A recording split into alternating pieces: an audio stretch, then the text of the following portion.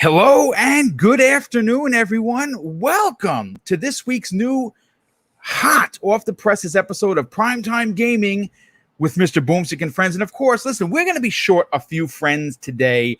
A couple of our panel members, at least half the panel, are out with family and will be returning next week. And of course, we have someone that is not feeling well. Tempest Son is under the weather. In fact, his whole family is sick, which is tough. Hopefully, they can round that corner and get well soon.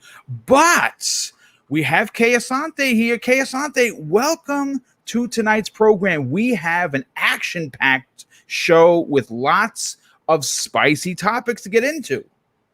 Indeed, we do. Thank you so much. Welcome, everybody. Thank you so much for having me, as usual. So, yeah, I've seen your topics. I'm looking forward to it. It's going to be some interesting conversation this evening. Wandering Dutch, we appreciate you wandering and gracing us with your presence as usual. So, thank you. We look forward to a good show tonight. Let's go. And speaking of the best beard in the business, quite frankly, one of the community's absolute favorites for a lot of reasons, because of his generosity, because of his tenacity on being community first with everything he does.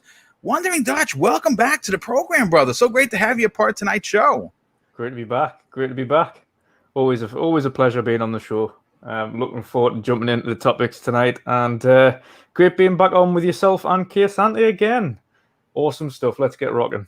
Yes, as a matter of fact, we have another community favorite joining us. Gaming Forte will be here momentarily. He is closing up shop where he is and should be arriving at about 7:15. And of course, obviously, Everborn Saga will be here. He's fashionably on time, let's just say. He should be here momentarily. But folks, listen, we're gonna kind of wait for everyone to file in. We have almost 100 people already here. Of course, I hope everyone had an incredible 4th of July holiday.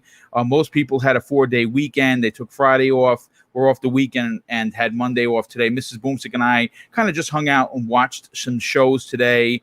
We didn't do any barbecuing per se, but we spent time with each other. And at the end of the day, that is all that really matters. And speak of the devil, here he is, folks. Everborn Saga, you saw the topics. You're ready to rock and roll. They're going to be spicy. You're going to be spitting fire. How the heck are you? I'm all right. I'm fresh off of Home Depot buying like 20 bags of red mulch because we just did this whole landscaping thing in the front of my house, which is a mess, but we're going to get it together. Well, you know what? Sometimes it takes a mess to then make beauty, and I think that's what you guys are going to do at the home. But listen, folks, we have to open up the show with some news that comes to us, and it's news that we're going to be pondering on, and news that I think is important when you start talking about future deals on for Xbox and some partners that were current and former heads of other studios and have now formed new studios. And of course, what am I talking about to open up tonight's show? I'm talking about Rockstar. Former Rockstar employee and co-founder Dan Houser has formed a new studio following his departure from, of course, the house that brought us Grand Theft Auto. And he did this last year. Now, this was spotted on by some users on the GTA forums and French publication Rockstar Mag.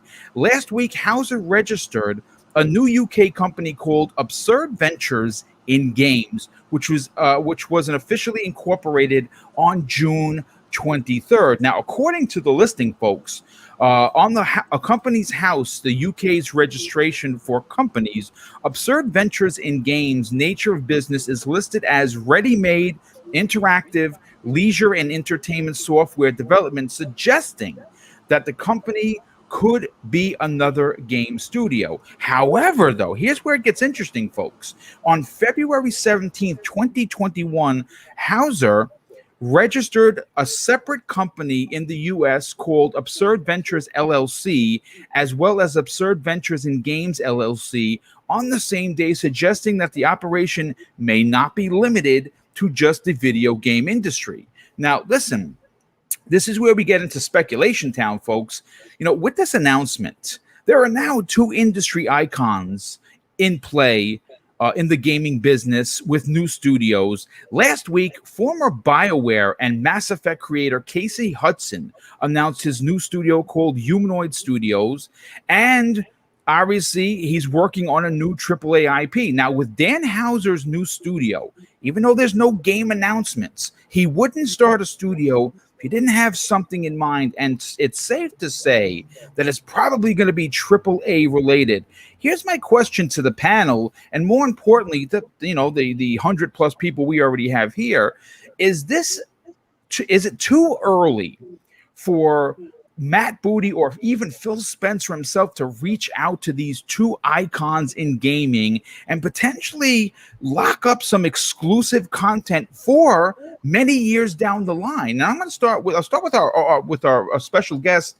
What do you think, Dutch? Personally, I think regardless of their talent and history in the gaming space over the years, of course, notoriously Dan Houser with GTA and Red Dead, etc. Regardless of that, it's a brand new studio, and I believe that slates are wiped clean. You've got the biggest of experience within the gaming space. However, this is a fresh venture. I think they have to prove themselves again. And to a certain respect, yes, you created some iconic games that we've all loved over the years. However, this isn't that. This is a new thing with new talent, new people. I think it has to be started all over again. Prove yourself with the first IP. See how it goes. If that IP is a hit, because let's face it, Cliffy B didn't do well when he went on by himself, and Cliffy B created one of the standout kind of games of the 360 era. In Gears for that trilogy. So I think personally I'd see what they did first. Say this, it makes a lot of sense to kind of sit and wait, but I'm about as much as I want to know what they're gonna make, what they have, what scripts, what art do they have, what genre do they have in mind. As much as all of that is unbelievably important, these are the kind of deals that take 4, 5, maybe even 6 years to manifest, but getting in on the ground floor and letting them know that it's important that you show them support right out of the gate. I think it's something to be said. And I want to go to Everborn Saga next on this. Obviously, Everborn, from a businessman's point of view, we're all about laying down the groundwork for future ventures, right? And these are two icons that have the chops, that not only ran their own studios, but have significant IPs under their tutelage that have become, as classic as something like a Mario 3 or a Zelda, or, pick whatever your favorite classic game is. Do you think we need to see someone from Microsoft potentially get in on the ground floor while there's nothing being built and say, yeah, we want to invest in whatever you're doing, we want to be a part of it? You're on mute, brother. Thank you. Yeah. I got the AC on. Finally got the AC, so I'm not sweating to death. I don't know if you guys can hear it, but it's running. So okay, that's great. That means I got a good mic. Okay, so it seems like we're asking if Microsoft should sort of do one of those Jade Raymond style deals, right? Yes, that's a great connection. Right. So, and should they? Yes, I always like to see anyone, whether it's Sony, whatever platform holder. When a platform holder says, "Hey, you're starting a new thing. Here's our full support, and let's see what you can do," and building a new relationship. That's always interesting to me. As for what it will be, no idea, and I don't know that I care what it will be yet, right? Because, like you said, these things take, could be a half a decade to manifest, right? Like, how long did Microsoft found the initiative? and we have no idea when Perfect Dark is coming. It's coming, but it will take time. And if you think of that, then you think of how long it'll, and the initiative is sort of full of like industry, powerhouse talent, right? Yeah. But how long, because it takes a lot to just build a studio, right? Like you have to, where's your workspace? What are you going to be working on? Putting together all those things that like a startup needs to do. And unless they have like a crazy prototype that they're basically using to get investment in the studio, it could take quite some time, right? A lot of people will leave a company and what they were able to create, they didn't create that at Rockstar on their own, right?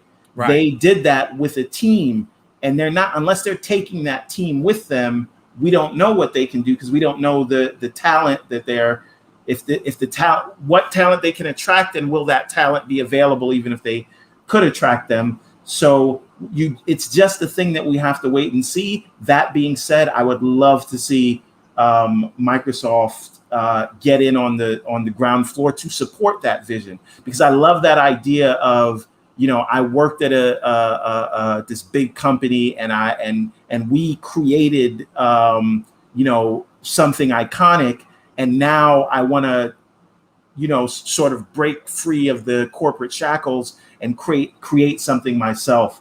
That's always been my sort of modus operandi, like, use what I have now to build up into the things that I want to create. So I'm a huge supporter of the effort, and I want Microsoft to invest, or Sony. But as far as what it is, I don't care yet, because I don't know what it is, if that makes sense. I mean, it makes perfect sense. But again, it's two people that know a thing or two about gaming. I honestly know a thing or two about a thing or two. Yeah, no, I mean, again, if this was somebody that worked on Team A that made, Game of the Year team, B, you'd say, okay, well, but these are studio heads. These are guys that created franchises that, I mean, could they make utter rubbish? Sure, but they could actually release a game that's just terrible. Cliffy B is a perfect example. He didn't release one; he released two.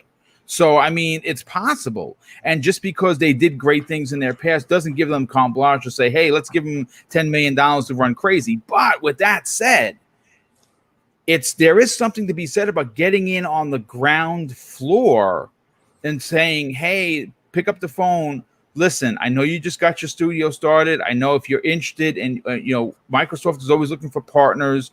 You throw that out there to these guys. You let them, you throw them the line and say, listen, we don't know what you're doing with money. We don't know who their investors are. Are they investing their own cash? I don't know. They're probably, They would have to have some kind of investors, because obviously if they're going in to create a AAA IP, we know AAA means larger studio, big funding. Yeah, you're talking about 50 million or more if you're at talking least about AAA minimum, right? Yeah. But the other thing is with Microsoft, like, I'm just thinking of how bad they got burned with Platinum Games. So how much do they want to invest in an unproven studio? And that's the other sort of part of it. And maybe they do. Maybe they can take that risk. But I wonder if they'll be a little more apprehensive, because it doesn't seem like they're making any deals like that now, unless this Kojima thing turns out to be true. But they're sort of really investing in their own studios, growing those and fostering those ideas. And then the deals that they do make seem to be more of, you've already made your game, now let me give you some money to put it in Game Pass, right? So, not that they have vision, but do they want to take that kind of risk, or do they think that money could be better used on more of a sure thing? I hope they take the risk, but how much of a risk they want to take? They may say, listen, build a AA thing first before we give you $100 billion to, make the next GTA, right? I mean, it certainly makes sense, but again, these are two. The pedigree does set up a conversation at the minimum. Kaya-san, let's bring you into the conversation here. Again, this is a story, and certainly not the biggest one of the night. We have a really action-packed program for you. I wanted to kind of start, and we'll wait for people to file in. Obviously, people might have missed this. Pedigree plays a lot into the conversation of investment. What have you done for me lately is something that we know is standard fare for business and pretty much any faction of work. They want to, what you've done in the past is great, but what you have done for me lately is certainly more important. Let's just say, right? And but I again, looking long term. See, the one thing that Microsoft has over, and I'm going to say this, I may ruffle some feathers, folks. Whether you agree with me, or you don't. I hear you. The advantage, I think, that is currently Microsoft holding all the cards, even outside of Sony, is we know as fans so much of what's going on in the next, 3 years. You can't say that for Nintendo, and you certainly can't say that for Sony. Of course, there's going to be another God of War. Of course, we're getting a new Horizon. I'm all excited for it. We have a few other things coming out. But with that said, the person or the entity, at least in my opinion, holding all the cards is Microsoft. And it's not just their first-party studios. It's not their third-party, exclusive deals. It's not even their second-party and indie deals, like The Ascent, like Scorn, so many that are coming out in 2021. It's the Xbox Game Pass scenario that I think everyone, and I mean everyone, potentially anyone that is going to be building a game will look to Microsoft to incorporate said game into said service because of the amount of people, or more importantly, eyes and hands on said game. Is it important for Microsoft to potentially do a deal with these two icons, even though we don't know what they're doing now, because they have so much coming in the next 2 to 3 years? They could potentially invest in their future with these two big icons. So I do think it's a very interesting conversation. This is not a small topic by any means, because it does speak to broader themes, but I'll approach this from a different perspective, because this has happened before. Folks remember Black Myth Wukong. It came out out of nowhere. People were like, oh, there was an interview a while back. This is not it was a Phil Spencer interview, an IGN Phil Spencer interview, but not the recent one that we're going to talk about, but the one a few years back. And at that time, I'm sure you guys remember the game we've discussed in the past, The Last Night, the really awesome pixel art game. Yes. It was then at that moment, I think this was a couple of years ago, it was said that we hadn't heard from it in a while. They said that it was in like a financial hell or whatever, and there was potential problems. So I think it was Ryan McCaffrey at the time asked Phil Spencer on this interview, hey, so we've heard this rumor, are you guys can you guys reach out to them, and because we love that game or whatever. And Phil Spencer said something very interesting that still rings true in my head today. So every time something like this happens, I remember that interview. He says that by the time you unwash, and he didn't say unwashed, I'm taking some narrative leaps, but basically he said that by the time all of us hear about it, it's already run through his desk. The pitch has already been made. Either they've agreed or they've denied it. What they've denied it for, we may never know. But by the time it hits Twitter, by the time that official announcement has been made, it's because it's already gone through the pockets, being the Sonys and the Microsofts. And so to answer your question directly, should they probably already have. Yeah, I'm in your camp when you say that, because I believe that as well. Because like you're saying, veteran names. When you have a veteran name in a new studio, what is that doing? Funding. That's all that's about. Because they're a new studio, they have something to prove, but they have a name that everyone knows. Blazinski's studio, that's what it was about. He had a name. Hey, Cliffy B's has a new studio, which opens pockets, right? So, and we live in a Game Pass world, right? And the public success of Game Pass is like known by all. Memes abound everywhere on Twitter all the time, right? So if you're a a veteran studio executive or a veteran senior dev, and you're starting something new, you look at the groundwork that's being laid right now, right? You look at what's around. Game Pass is number one. Yes, There's a lot of chatter that PlayStation's not treating their devs indies so well. So look around at yourself. Do you have 100 people? Are you less than 100? Maybe you ain't going there because they might not treat you so well unless you're a name they know and like. These are all the back and forth that happens. But there's one thing that keeps them all the same. Every new studio needs funding. It doesn't matter if you're a multi-million-dollar guy and you've made so much riches. Blazinski did not create his boss key with his own money only. And when he was close to losing his own money, he had to fold. They always need the investment, right? And what's the bigger investment around right now? Microsoft. The wallets are open. Yep. Xbox is at the main table. They're breaking out billions of dollars left and right? So will they do so? I suspect time will tell. Sooner or later, you'll probably start hearing some leaks from our friends like Jeff Grubb or Jez Gordon about potential deals that are being made or whatnot. But if they don't, and you eventually hear that they've released a game, then exactly remember what Dutch said, right? You got to prove yourself. The Cliffy B example, right? Because there was a time when that name meant everything. But they've been dashed a couple of times, right? Exactly what Mr. Everborn said there, Scalebound being the example. So before it was, hey, the wallet's open, you have a name, we'll give it to you, right? But there have been a few folks that have kind of dashed those dreams just a little bit. So I do foresee a future in which at least the conversations will be had, 100%. So like what Phil said, by the time he asked him about the last night example, he was like, oh, that conversation's already been had, And since then, we haven't heard from it. So either they said, yep, the calculus works, we're going to work with you, or nope, after all is said and done, after looking at the paperwork, it looks like we might not come to some agreement. But at least, if nothing else, I know for sure, based on what he said there, that anytime these things come out, anytime these things, the Wukongs and the big names that everyone hears about and it explodes, when you hear about it, yeah, Phil already heard about it before you did, probably. And he's already made a decision one way or another about it. So we shall see. That's my opinion on it. You said Phil had it, got mad at it, and don't want it no more? And don't want it no more. I was going to say, I think on the indie side, like the last night, etc., you've got to also think as well, there's a fine balance between, right, this indie's going to be not only just exclusive, but it's going to do some big numbers. And that's right. How are we going to treat this one with more of a preference over every other ID at Xbox game that comes onto the platform? And unless they are leaps and bounds above everybody else, what makes them deserve that additional funding and support over every other ID that's going onto the platform? And that's something that Xbox have to weigh up. It's like, why are we giving preferential treatment to a game that isn't? I mean, the last night looks really pretty, but is it going to do Ori numbers? Yeah. See, in the last night's Probably example, not.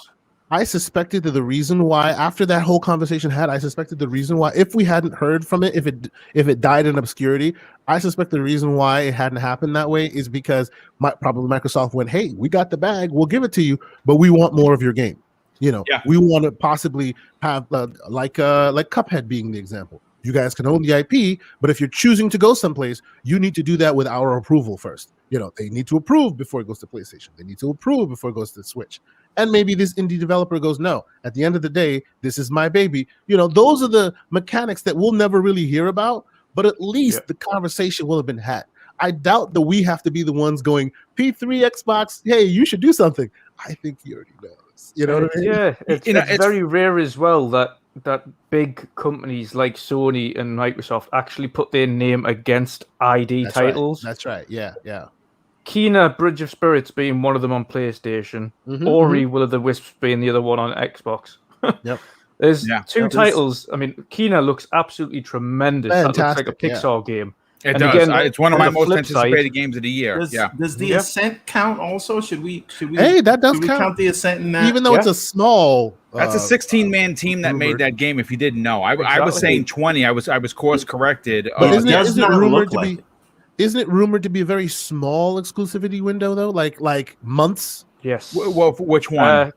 For the Ascent, before it I- goes No, elsewhere? It was no, Stalker. I Stalker don't. was the Oh, it's was the Stalker. It's small one. Stalker. Stalker, yeah. That's the one. Okay. I think 3 months. Stalker's a couple of months, maybe 3 months, maybe 4. From what I understand, and from what I've, because I've been keeping a close eye on the Ascent. The Ascent is one of my most, and again, it's one of those. I can't wait. Listen, for it. Yeah. for me, like the Indie Gamer, and obviously, if you don't know who the Indie Gamer is, please sub that man's channel. He is what a gem of a human being. That guy is the supporter of the indies. I mean, for crying out loud, his name is the Indie Gamer.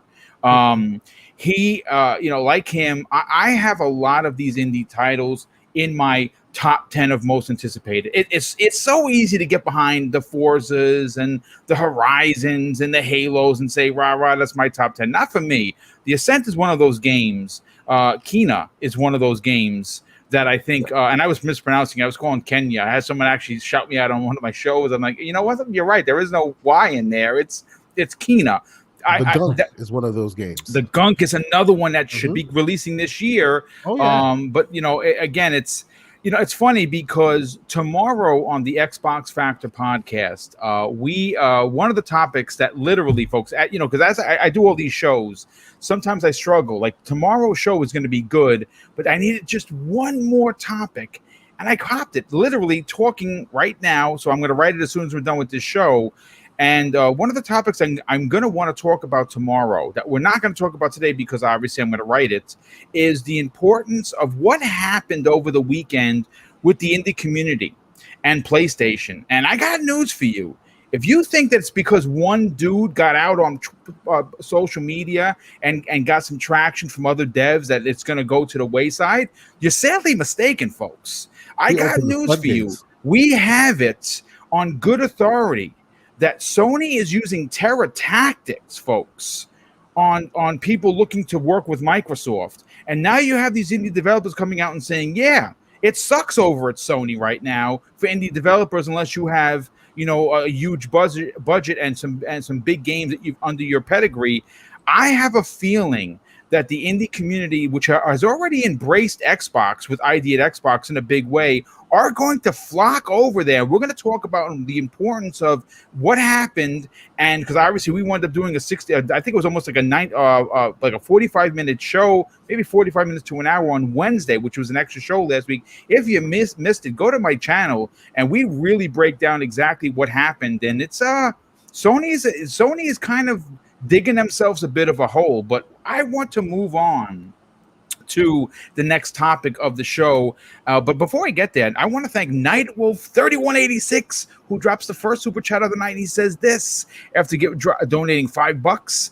Hey, Boom, been away for a while. Glad to be back. Love the panel tonight. Going to be another great one for sure. Well, thank you for the generosity and thank you for the kind words. Yes, it is, in fact, going to be a fantastic show.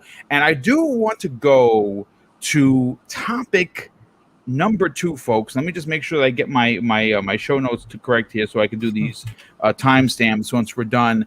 If you look back at gaming history with X movie license, to say that it's been abysmal would be a bit of an understatement, though there are a few exceptions to the rule. Now you look back and you say Riddick Escape from Butcher Bay is a classic. GoldenEye for the N64, South Park for the Stick of Truth was a fantastic crossover with that license. The Lord of the Rings titles on the Xbox 360 and the most recent ones were pretty good.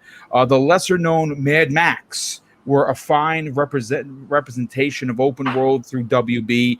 But for tonight's second opening salvo, I kind of wanted to talk about one of my personal most anticipated games of 2021, and that is Aliens Fireteam Elite. Now, if August wasn't already packed with new games, on August 24th, you and up to 2 of your friends, or of course AI teammates, can suit up as colonial marines to take on the universe's greatest hunters in a new adventure set 23 years after the original film trilogy. Now, the story unfolds over 4 separate campaigns with 3 missions in each. Similar to games like Left 4 Dead, you'll fend off waves of xenomorphs, with each player taking on one of 5 specialized classes: Gunner, Demolisher, Recon, Technician, and of course, Doctor. Marines can be customized further with various weapons, perks, and cosmetics. Also, concocting the right combination of skills and classes is vital to success.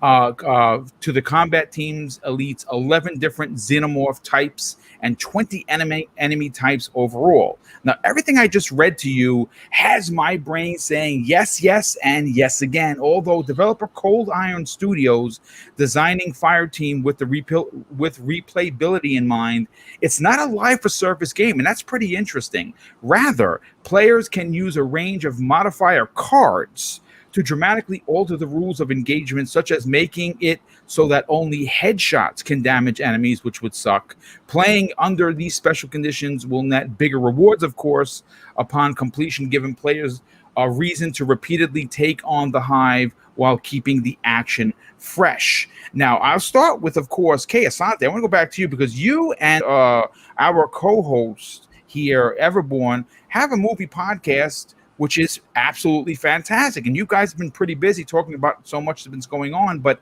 right now, for me, I think Aliens, Fireteam Elite could be one of the biggest games of the summer. Certainly one of the biggest games of the year. I haven't purchased it yet because you made mention that because this is such a multiplayer centric game, this could in fact come to Xbox Game Pass, even though we don't have any the way we buy. I'm telling you, it really, really is. But after checking out the trailer, what are your thoughts and expectations? And are you a fan of the Aliens IP? Oh yeah, I'm a huge fan of the Aliens IP. Even the ones that people don't like too much, I'm a bit apologetic for it. So I'm all in. Actually, a side note. TV show Raised by Wolves, I think on HBO Max. If you haven't seen that, totally watch it. Travis Fimmel from that's right. Vikings. Yes. If you're a fan of the Aliens IP, that'll be right up your street. That thing is awesome. You should totally watch that. But yes, normally I'm usually what you would consider a single player selfish gamer. So yes, the single player experience. Yes, me too. The single player experience. I consider myself old school, like a beginning, a middle, and an end, and then I can move on to the other. And I'm also a parent, meaning I can't play unpausable games. So usually it shifts me in a certain direction. So these games don't tend to be what I gravitate towards. But that's not necessarily because, that's the only reason. But there's always something wrong with it for me, right? Like, even though all these things I said are true, I still try and play Destiny as much as I possibly can because it's just the gunplay is this awesome. So I may not go into raids and I may not do crazy stuff, but I'll just waste 30 minutes in Destiny just killing things because it's fun, right?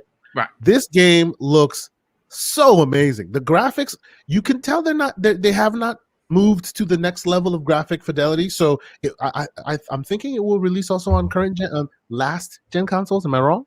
Or is this solely it's funny. I don't know. We should investigate that because that's what I saw. I was like, some of the landscapes look kind of photorealistic, and I was like, wow, this is pretty cool. But then you could also see that, hey, this could also run on PS4 or whatever. It looks like it's a lot of fun, and it looks like it's learned from a lot of the mistakes of the other potential Colonial Marines and the other potential offerings that came there. See, I would look to play it if my boys will join me and we'll jump in. If you tell me that there's a Predator add-on, you got me. Something I would not be surprised. But just to answer your question, yes, it is coming out for the PlayStation 4, PlayStation 5, Xbox One, Xbox Series, and PC. Yes. Yeah, it looks like they did the best with on both sides. It looks like the quintessential cross-gen game where it got stuff that makes your eyes pop and you go, wow, but then you also go, hey, I could see this running on a PS4 or an Xbox or whatever. So obviously being that it's multiplayer as it is, multiplayer co-op centric, it's always best to have as many players in. So I think that's absolutely great. Not every game needs to immediately come out on next gen. I'm looking forward to at least giving it a try. As I alluded to before, just in general, because of the way the game looks and the way that the idea of it, I go, I could see a Game Pass future for this guy, whether it be day one or shortly after. Not to say that it needs Game Pass, because that's the narrative that's building now. Oh, this game needs Game. I don't think any game really needs Game Pass. Some do better or worse because of Game Pass, but they can stand on their own. I think this could stand on its own. But I can see that this is something that folks would love to play, and I suspect that they will probably have like content for future iterations, various seasons and whatnot even if it's not like full multiplayer. I know it's not a service game, right? Right. It's No, not a they, service. yeah, they said it's not a service Yeah, game, but I do suspect that they will add some add-ons and other things. Exactly. So I can see this possibly, even if it doesn't come day one, let them exhaust the pre-orders, let them exhaust the hype, and then eventually come to Game Pass. And I will definitely give it a try because it looks like, if you guys haven't seen the trailer, do yourselves a favor and go check it out. Even if you're not a fan of the genre, you'll still dig it because it looks fun as hell. I'm down, definitely. Yeah, no, I absolutely give a shout out to my friend Jay the Destroyer in the chat. I know him and his son Ben are going to be dying to play this. They're huge Alien fans, and I can't wait. And again, I will probably play with several people from my panels, potentially even try and get some community members involved. But again, being the old school selfish type of player, I may just want to bot up and just go and do my own thing. And I hope the AI bots are good because that's probably what I want to check out as well. Yeah, if they suck though, that'll be a horrible experience. Well, you know what I mean. Again, this is something we haven't had a really good Aliens game in. I mean, Alien Isolation was fantastic. A little bit too long for my taste. That's why I never beat it. I don't want to even bring up Aliens, Colonial Marines, with Gearbox. We know how that went. That was not good. Even though I got a chance to meet Randy Pitchford that year that was releasing while sitting in the troop transport. It was during PAX East that year. And I got to sit in the actual troop transport from Aliens, which was kind of dope, and watch the trailer. But the game wasn't that good. Even though I bought the collector's edition, and I still played through that game. Not a great game, but again, it's Alien, so I'm a little like you, a little apologetic for it. But wanted to bring Josh, let's get your opinion on this, brother. Aliens Fireteam looks like there's something special here, at least in my opinion. I think when you start. When you start talking about multiplayer, I immediately think Xbox. It's one of the few things that are certainly missing from the PlayStation brand is talking multiplayer. And this is one of those games that could in fact go into Game Pass simply because, one, you're going to get more eyes and ears on it. That was a great call from Kayasante. But are you interested to play this game? Is it on your radar by any chance? It's not so much on my radar, primarily because outside of Alien Isolation, I don't think the franchise has been in the best of light in the video game world. So it's not something I would personally invest in. If it jumps into Game Pass, brilliant. But what I would like to see more from the Alien franchise as itself, as a side note, is... and this is, everyone would probably go against this because a lot of people hated the more recent films, but I loved Prometheus and I loved the follow up to that as well. It was both of them. I think that was a much better horror. Oh, you're muted again, because sorry. I was about to agree with you. I'm an apologist. I loved it too. So yes, and yes.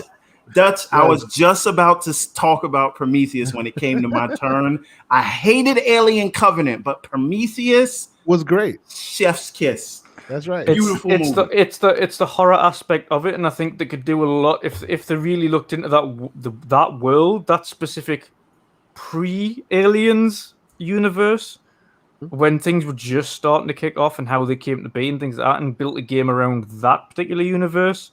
That would be far more interesting to me. That would be something I would get invested in and be like, yep, day one. It really was the thinking man sci-fi piece, Prometheus, right? Because they pondered questions about what are the real origins of man? What was the planet seeded by a more advanced race? All those things, and just what it means to be alive, with the android or whatever. The android got real stupid and like mustache twirly in Alien Covenant. And the biggest thing about Alien Covenant, I don't want to turn this into that kind of show, but this is supposed to be a crew full of scientists and professionals. One thing goes wrong, and then everybody loses their shit like that. Stuff. Like what? Why did they send this crew out here? Did they know? Did they just grab people off the street? Like, you're supposed to be a military expert. You see some blood, and then you're like, "Oh my god!"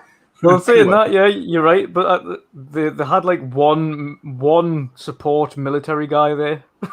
Yeah, no, but like the doctor, I'm the support guy. the doctor who sees blood, who should understand how infections work. You see a person coughing up black blood and you're just rubbing it all over your face, and then you wonder why you're getting.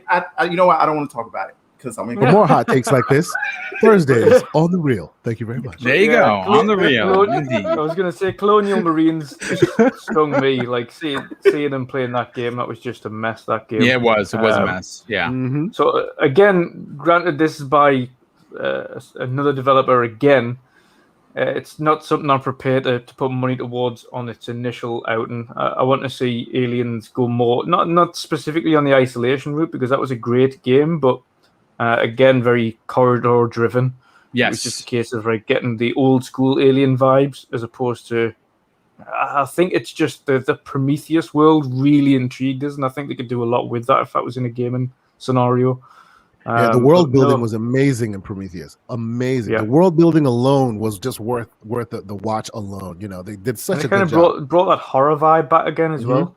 Yep. Very, very true. Very true. Yeah, you don't get a lot of sci-fi horror these days, right? Like you get supernatural, and then you'll get these like sort of torture porn Saw type movies and these slashers. But sci-fi horror those movies are few and far between at the moment. Mm-hmm. So I'd love to see more of that come back. Past their prime.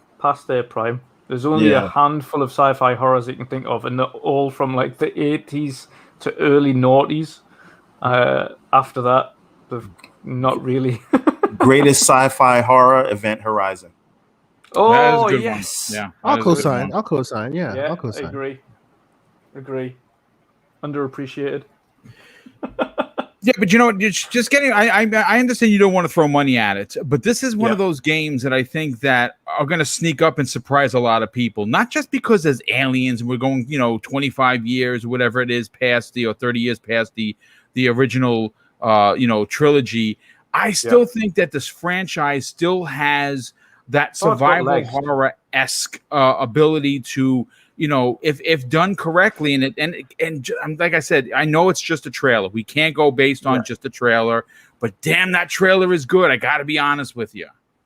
Yeah, no, I agree. If the franchise, if done correctly, 100%, this franchise has legs. There is so much this franchise could do, and the world and the universe of Aliens itself is such a wide and open space that, again, if done correctly, sky's the limit. There is so much they can do with it.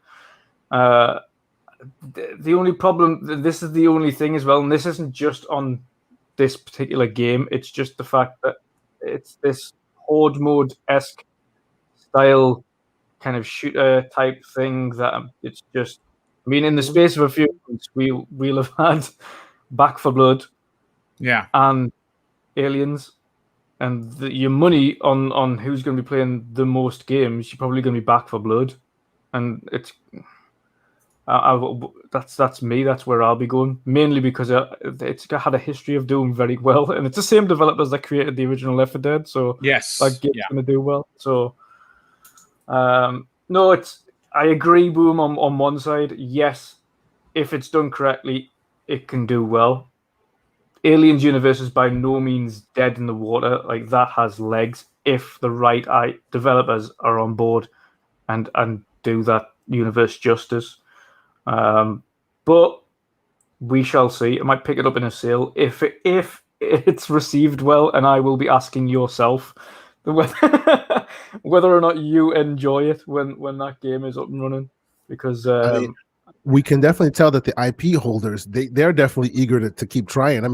How many IPs do we ask? How many IPs do we ask games for? We have so many examples of alien games. They're trying to find that sweet spot. So at least we got that. Hopefully this is the one. But Disney does have high hopes for the franchise. What Disney will do with it, I don't know, right? Yeah. Because I don't know if Disney wants to make it. I think maybe they want to make it PG-13, and no, that doesn't mean a bad thing. But if they are trying to revive the IP, maybe this is where they start. So they're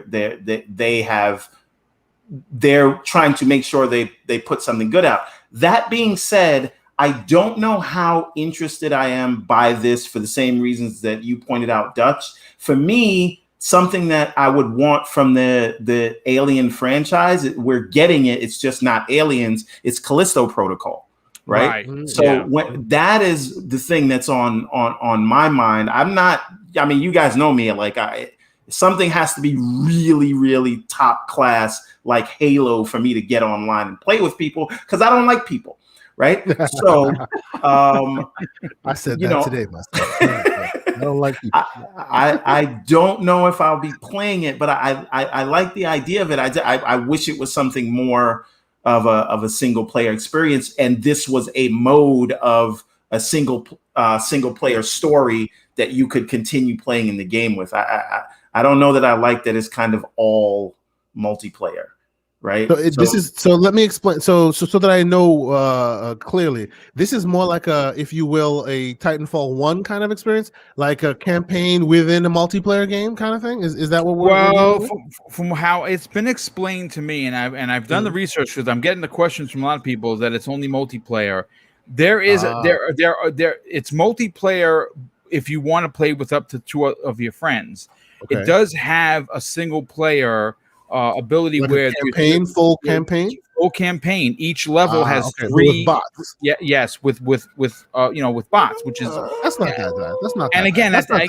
I'm going to be honest with you. I think they had to do that.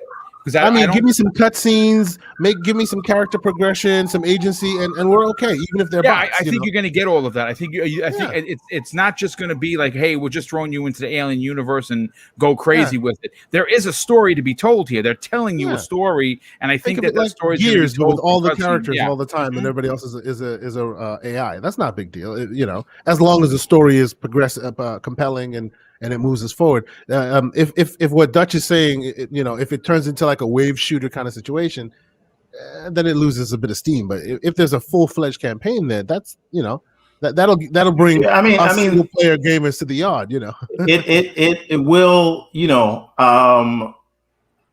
like it could work, right? If you just sort of the AI companions, right? You could give them orders, you know what I'm saying, with the D-pad or something like that. Like they could make it work. Oh, there's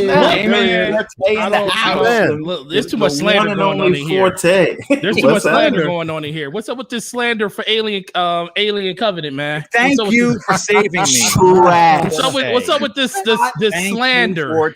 Hot, ridiculous garbage.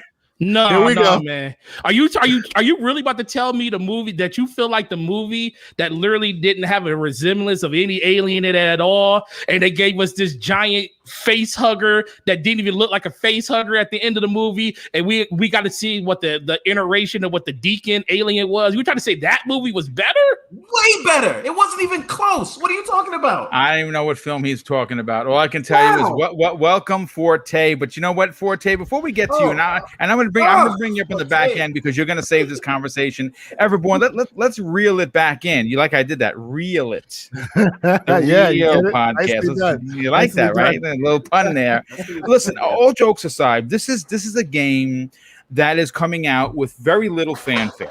A lot of people like yourself are not expecting a lot from this game simply because of past Alien games, because of how bad Alien Covenant was. Sorry, I'm sorry. No, and that's perfectly fine. But with that said, though, this is one of those smaller titles from a not so known developer that could explode on the scene, specifically in the multiplayer realm, because obviously it does have those Left 4 Dead flavors. Now, yes, in October we're getting Back 4 Blood, and I think that is going to be probably the most played multiplayer outside of like a Halo or Battlefield for 2021. To be honest, I think it's still, I mean, that's the team that brought us Left 4 Dead, right? Dutch said that, and I think that still holds a significant weight of value. But I do not want to discount the team that's bringing us Aliens Fireteam, simply because I think that there is something to be said about that franchise. I mean, are you going to play it? I mean, first of all, do you think that it could be one of those surprise announcements for Game Pass? Yes, I do. So is this, who's publishing the game? Do we know that yet? You know what? I don't have that, but I will certainly, I'll put it up right now. As long as it's not Gearbox, we good. Yeah, no, I don't think it's them. So depending on who's publishing it, I would say yes. First of all, any game, any multiplayer game that doesn't have a name for itself, I think they want to be on there. But listen, as we've all noted before, you've noted this, Boom. There's a line to like, is this enough? Does this have enough pizzazz to get into to cut the line for getting in the Game Pass? Well, I'll tell you this: the publishers here in the U.S. is Cold Iron Studios themselves, in the EU, it's Focused Home Entertainment that is doing the publishing rights for that. Okay. Yeah, I mean, I think if the focus of the game is multiplayer, like it would only make sense if they can find a way to work it into Game Pass. When did they say this thing's coming out? August 24th. Yeah. Wow. Yeah. It's no, because they just announced that. Yeah, that's right. They're just dropping it like it's hot. It's not bad, right? They're making Bethesda moves. That's right. Good marketing. Starfield is coming next year. This comes out in 6 months. You know, it's funny because I dropped the trailer. That's the third actual trailer for that game that has come out. IGN did a Let's Play right after I told you guys, hey, watch the trailer. I got to be honest with you. That trailer was fire, man. I mean, I don't know who put that together, but it was fantastic. And it got me even more excited because I'm a diehard Alien fan. I think we could be on to something special here. And again, does anyone know who the developer is? Not me. I don't. So, I mean, I like seeing these kinds of these stories. I like seeing these games come out of nowhere. And you know something? That's still a significant IP. I think it's got a lot of potential. If they're telling a story, I'm all for it, and I will definitely play that because I'm a huge fan of the franchise. You know, of most of the movies in the franchise. I'm sorry. No, but it's aliens, and from that trailer, it looks like they do want to tell a story. So I'm here for it. Is all I'm saying. Well, I'll tell you this. According to my notes, and again, I pulled this directly from getting it from the publisher themselves. The story, this is how it is written. The story unfolds over 4 separate campaigns with 3 missions in each campaign for a total of, I mean, obviously that's is that all going to be released in once, or is it an episodic? No, when they say just 4 campaigns. It's just a one game. It goes out there. That's what you're getting. Now, could they add something like someone said, add Predators to the mix? Well, sign me up. Yes, and yes, because the PlayStation exclusive Predator game was not that good. And this has a potential to potentially answer that directly. But I'm definitely looking forward to it. There are 11 different types of xenomorphs and 20 enemy types overall, which says that we're eventually going to be battling the Queen at some point. I think that this is very exciting, especially if you're a diehard Aliens fan. But let's bring Gaming Forte. First of all, Forte, welcome back to the program, brother. It's great to have you here. Love that you're back on the panel. Obviously, you helped found Primetime Gaming a couple of years ago. It's great to have you back. Are you excited for Aliens Fireteam Elite? Already pre-ordered, paid for. Well, deluxe edition already done. I don't care. Listen, man, I was a sucker that Gearbox got when they came out with it. Look, anytime I see Alien in a game, I have to have it. I have to play it no matter what. That's just part of my DNA. Aliens is my favorite movie franchise of all time. I love that franchise. Aliens 2, Aliens is the best. There's only been one bad Alien movie. James Cameron. There's only been one bad Alien movie, and it was Alien Resurrection. That's terrible. It's the only one. Only one that was kind of bad. And like I said, but yeah, ever since I saw the first gameplay for it, I was like, yo, this is fire. It gives me that Left 4 Dead vibe. It gives me the 4-player co-op experiences. The fact that you got different versions of xenomorphs, like they said, 7 different types and stuff. And it leaves a lot open to the fact that they can expand it to the expanded universe when it comes to like adding predators and stuff that they want to at a later date. Because since they already have the license from Disney and from Fox to do that, who says Predators can't get added to the mix at a later date? I just think Aliens is a type of franchise that, yes, Alien Isolation, I think, has probably been the best when it comes to a story progression side of the game.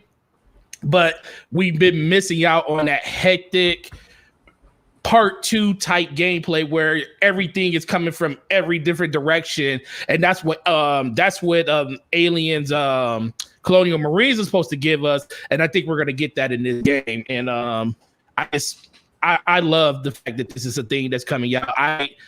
I have so many alien figures in my house, it's not even funny. I have so many pre-ordered that are coming out towards the end of this year that are even funny.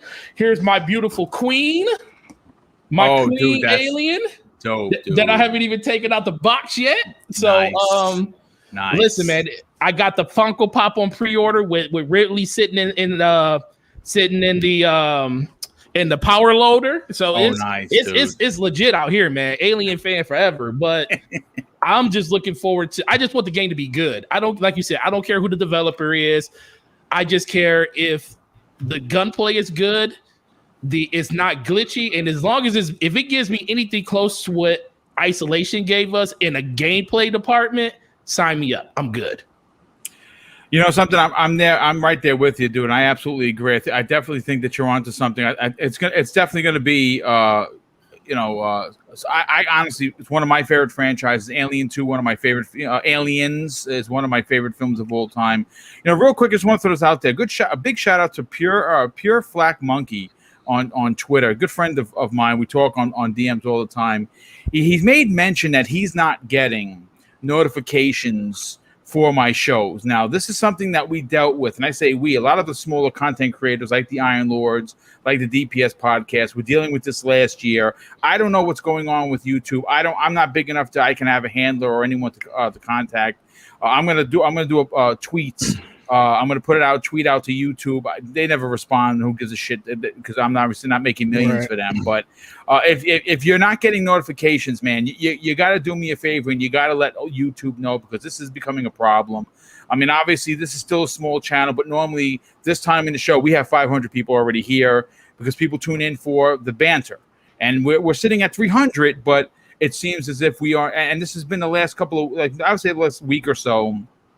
I've had people reach out to me through DM. Hey, boom, I didn't even know you had a show. And that's clearly on YouTube dropping the ball. And again, it's not surprising. I don't know what's going on where they're pushing other people's content through the algorithm and they're saying F you to the smaller people like myself. But if you are not receiving notifications, you definitely got to help Boom out and let them know. And obviously, if you're enjoying the conversation, tweet this out. Let people know that we are live. And again, if you follow the show, then you know that we're live on Mondays at 7 p.m. every week. But I do want to move on to the next topic. And I think I'm so glad that we have a full panel here to talk about it, because it is one that I think is going to be a significant conversation, at this time in the podcast. I call this one changing the narrative in Japan.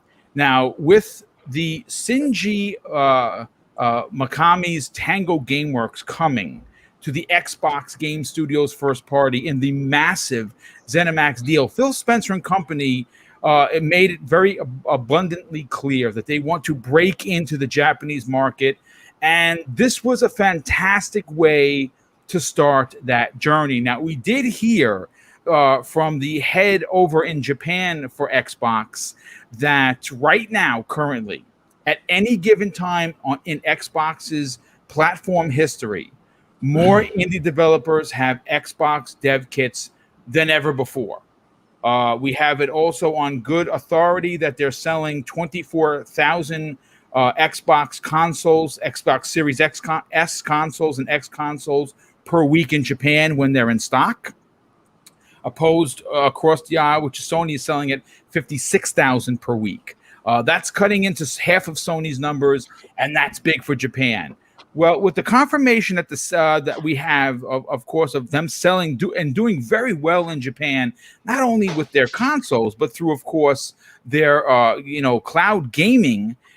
Thanks to a friend of the channel, Jeff Grubb of VentureBeat fame, we have new information that the deal with Xbox and former PlayStation exclusive director Hideo Kojima is nearly complete. Now, in a story that I pulled from Jeff directly from VentureBeat, writer Jeff Grubb had this to say on the matter.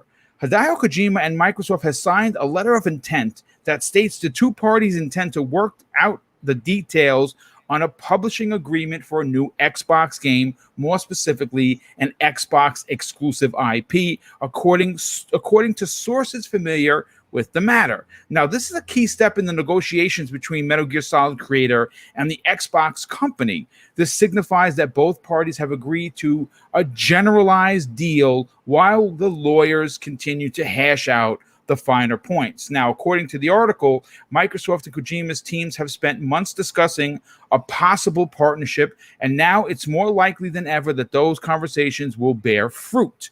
This deal is so close that Microsoft has begun preparing for what Kojima will need to make his new game. And this is where it gets super, super interesting, folks.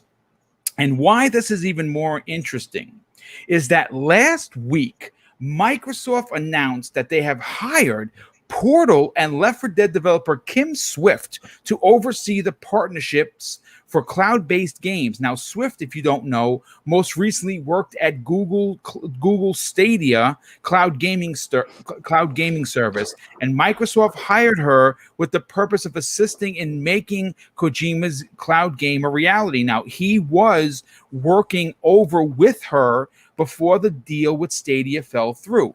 As for what Kojima Games actually is, well, few people really know. The point of the partnership is to unlock the creativity of Kojima Productions using Microsoft's technology as opposed to greenlighting a specific pitch. Now, I'm going to go first to our guest, Dutch. Listen, I know there are a lot of people on the interwebs, and you know who I'm talking about, who are poo-pooing this deal, right? Kojima, washed up. We even saw a petition for people to somehow get this game canceled, which me and Kay Asante were talking about prior to the show going live, and it's preposterous. Listen, folks, if you're a Kojima fan and you're mad that he is working with Microsoft, the dreaded American company, right? The evil, rich company of America. You know who you should take your anger to is you should be mad at Sony. Because from what we understand, they did not greenlight his next game because Death Stranding did not do the numbers that they wanted, right? So if you want to be mad at anybody, don't be mad at Kojima. Be mad at Sony for not greenlighting his next project. And obviously, he went to Stadia, who probably offered him a significant amount of money, and they kind of shit the bed, so to speak. And now Microsoft, with xCloud, with cloud gaming, has the technology to fulfill his dreams. And again, I know that we're only talking the one deal. I have heard from secret channels that it's a multi game deal, and they're only talking about one for now. It seems like a big deal. If you were marching into Japan trying to break into a market that you have had notorious failures almost in every generation, and of course now you have Shinji Mikami, who obviously created his last work, for Capcom was Resident Evil 4. Now you have potential to add Kojima to the mix. Is this a big deal for Xbox for not just the Americas, but more importantly, in Japan? Yes. Short and sweet. Yeah, it's a huge deal. Mainly, let's kind of ignore the Americas full stop on this one, because it's mainly a deal for the Japanese segment. Now, over there specifically, it's more, and this is the hurdle that they need to get over, because specifically developers like that, or Japanese developers in the first place, working with a Western-based company is a hurdle they need to get over in the first place. It's a trust and a loyalty thing, as you all know. Primarily why Xbox didn't take off in Japan in the first place, and why it's struggled so much over the years. It's this trust in Western companies. Yeah. And this is another thing. The deal with Kojima is trying to further strengthen that bond with the Japanese market. Again, as you mentioned, having Shinji on board is massive as well. Being one of the original creators of the Resident Evil franchise is massive. And of course, let's not discount Evil Within, because that in itself was such an underrated franchise. But yeah, it's huge. The possibilities you can never write off. Of course, everyone's going to poo-poo on on Hideo for some of these wild ideas, but you've got to think as well. A lot of his ideas kind of go hand in hand with Guillermo del Toro, who's again another wild creator. But they're both kind of best of friends that come up with these wild, imaginative worlds. You can never discount Hideo. If you don't like his work, that's fine. But I think it's a case of they're always trying to push new boundaries. They're always trying to do something different. They're always trying to kind of expand or at least be creative in the way people think. And there's always something more to their games than just the game itself. So yeah, it's a huge deal. As much as I'm not the biggest of fans of his games, I'm a fan of the way he goes about creating new things. He's never just trying to stick with the same thing all the time.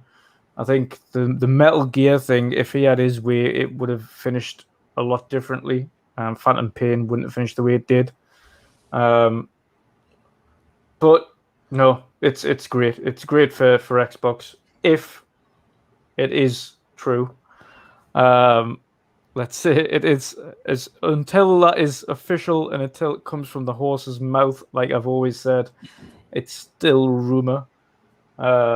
Regardless of whether or not that's your most inside sources, until Microsoft and Hideo come out themselves, that is still a rumor. But no, it would be absolutely tremendous for Microsoft and Xbox to have someone like himself on board creating an exclusive.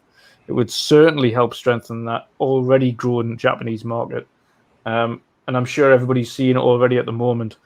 Twitter has been a very different place for Japanese Xbox fans over recent months. Like, yes. I've never seen as many people, Japanese fans specifically, promoting both Xbox and Game Pass as I have over the last 6 months. It's been absolutely insane.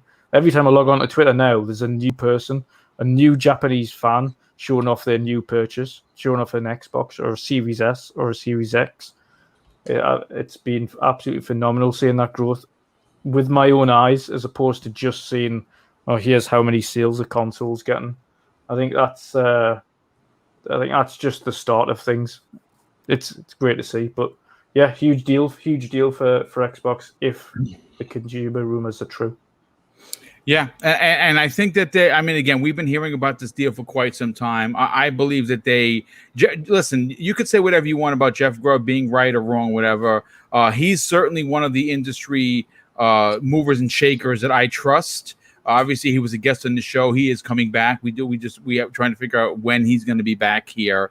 And if he would not certainly be putting this out there if he didn't have the inside source to it. So this deal, I mean, obviously hiring Kim to specifically work with Kojima and to bring her over to Microsoft, that in itself tells you that this deal is closer than ever. But real quick, let me catch up with some of these super chats. Nightwolf3186 drops another and very generous $5 super chats. Okay, Forte just hyped me up more for Aliens Fireteam. Now with his speculation of Predators in the mix, dude, take my money if that happens. LOL. Yeah, and I'm right there with you, and I think that they could potentially. Why wouldn't you add Predators at some point to an as a mode or a level or something? Because definitely. And Flame, a good friend of the show, he drops a $2 super chat and says, "Yes, I signed that petition under Starfield." Slander. I love it. The funny thing is, going back to the last super chat, they only shown the Predator homeworld one time, and they showed it in, I forget which one of the movies it was, which one of the Aliens versus the Alien movies it was, where they were taking off. They have pretty much open reign on that. Like, you can literally have a map where it's literally on the Predator homeworld. Yeah. And Absolutely. Yeah, you remember the movie Predators? That's Yeah, the that one with was Lawrence Robert Fishburne. Rodriguez. yeah, it was It was Fishburne. You know? That fantastic. one of my favorites. Oh, no, that was in that that was franchise. well, that was like probably the best Predator movie I since agree. the original two.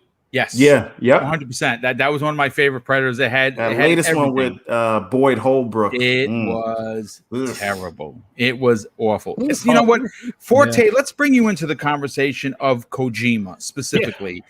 This is one of those deals that when you look, we'll look back 2 years, 3 years, maybe even 4 years. It's a Kojima game, so we know it's going to take a while. We have a suspicion that it is a horror-based game, which I think is great.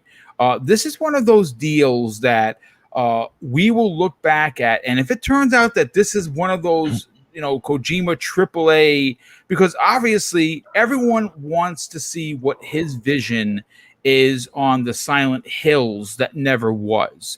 This, in fact, could be said game, and the fact that that's going to be a Microsoft exclusive is a much bigger deal than many in this community are talking about. What are your thoughts? I think listen, man, where there's smoke, there's fire. There's been a lot of things that's been coming out about this, not acquisition, but this partnership for quite some time now.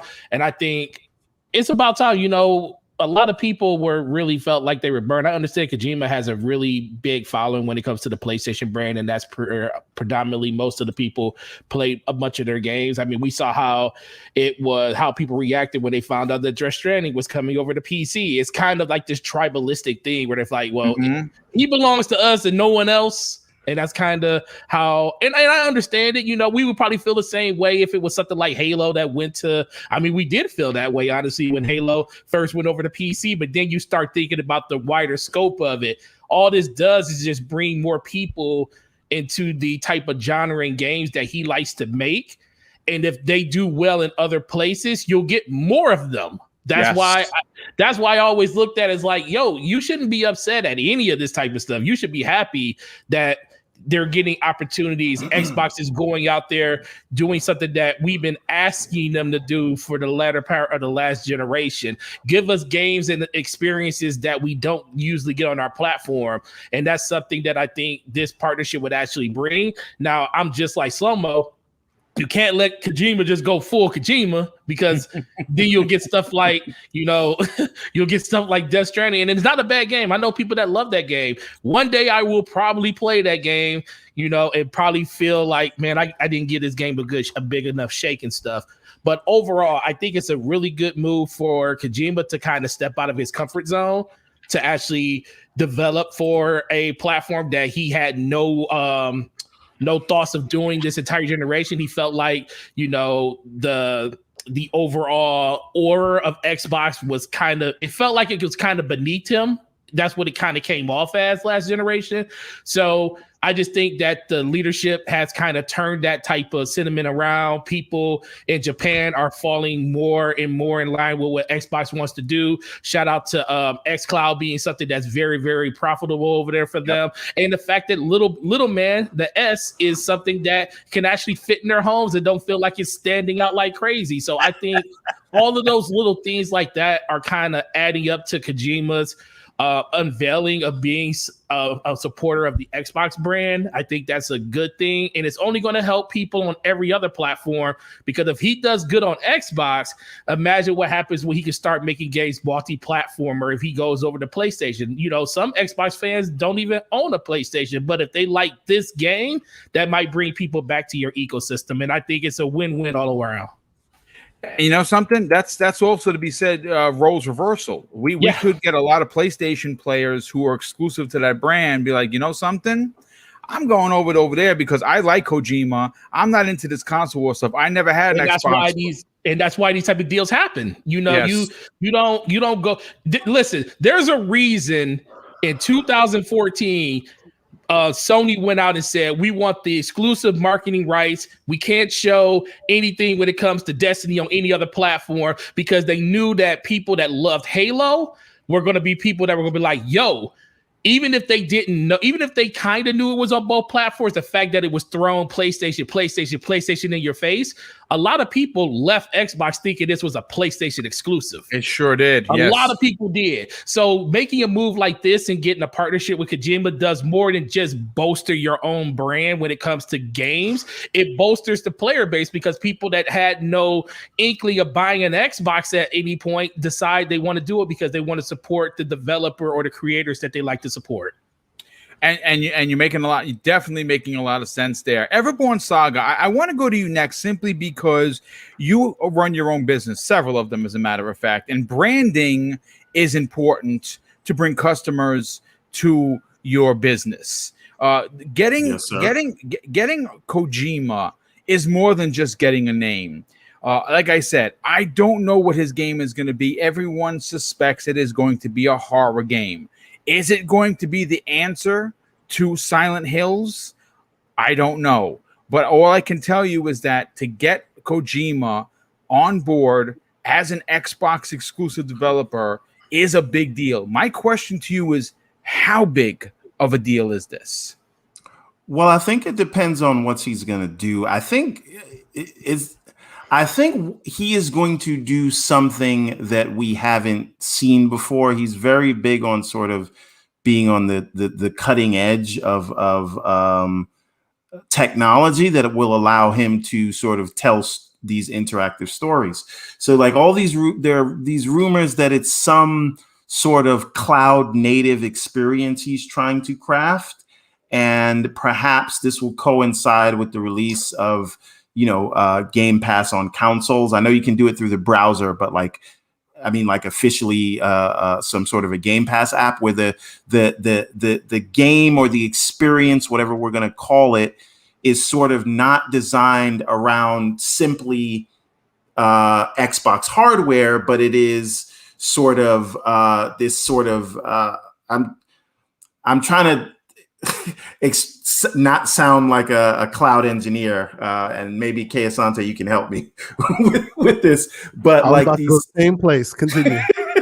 But this idea that you don't have to make like the Series X has 16 gigs of memory, but maybe for what they're trying to do, since you're not locked to the specs of the console, you can use the cloud and say, hey, I need to spin up an instance that has 32 gigs of memory, or this amount of sort of CPU for compute, and you can do things there that that you wouldn't really be able to do just on local hardware. And you can think about it this way real quick. A quick thing. As everyone now is using xCloud, right? It's a console in the cloud, right? When you play it and you use it and you interact with it, it gives you the exact same Xbox experience that you're used to. And it is because you feel it, because it compares to the local experience you have on the in your home. What happens when they say, yep, we'll give you that exact same console experience, but instead of giving you this box that's in the cloud, that box becomes exponentially more powerful than any one machine that any human can purchase. It's still streaming to your screen just like it is today. It's just that the hardware on the back end will be so powerful that no one person could buy it. And everyone taps into it through your Xbox console or your TV or your phone, but it'll be just a game solely meant for the cloud, and it uses the cloud infrastructure specifically in that way. And that's what they're going for. And think about the promise of Crackdown that never really kind of lived up to what it would be. So there's things like that I think that he will take advantage of in ways that we don't really expect. So I actually say go for it. I think Kojima needs to be reined in the story department, but let him experiment with these things. And I think a deal with Xbox really is about saying, hey, do what you want, right? If you want to experiment, this is some new technology. Maybe he'll create a new genre, right? What I don't want is Death Stranding 2. But if he creates something that will sort of show us what that actually means, like a cloud native game, I'm here for it. And I don't need it to be a traditional shooter or stealth game. Let it be something crazy. Why not? There's enough other stealth and shooter and third person narrative games. Who cares? And in terms of marketing, yes, the name Kojima brings cachet, and he is sort of like associated with the competition just because of Death Stranding, and for multiple reasons. And I think it would raise the sort of status in people's minds of Xbox. It would show how serious they were. And I think a lot of people that may have been going out of their way to ignore what they're doing on the Xbox side of things would have to pay attention at that point. So it makes sense all the way around. And I say I disagree with Slow-Mo and Forte. I say let him go full Kojima. Let's do it. Let's see it. I want to see what it is. Yeah, look like Forte. I'm one of those men who like to see the world burn. Oh, okay. Well, I'm with you on that. So go for it. I'm with you on that. Well, I will say this. First of all, we have to welcome royalty in the chat. That's right, King David. I actually had to, because it says Lord King David twice. I was like, is someone spoofing us here? Is that actually King David? Indeed, it is. That's actually. Yeah, it is. Because I'm talking to him on text. I was going to throw him, an invite to jump on for a hot second, but he's got some stuff that he's doing. King David, we love you, brother. Thanks for popping in the chat. Always is that really him? That is really King David. Yeah, that really is King David. Man, I'm gonna need, listen, man. You my homie. What's up, King Boo Boo? You my homeboy, but that God complex you got right now by having your name and your name twice. We're gonna talk about this.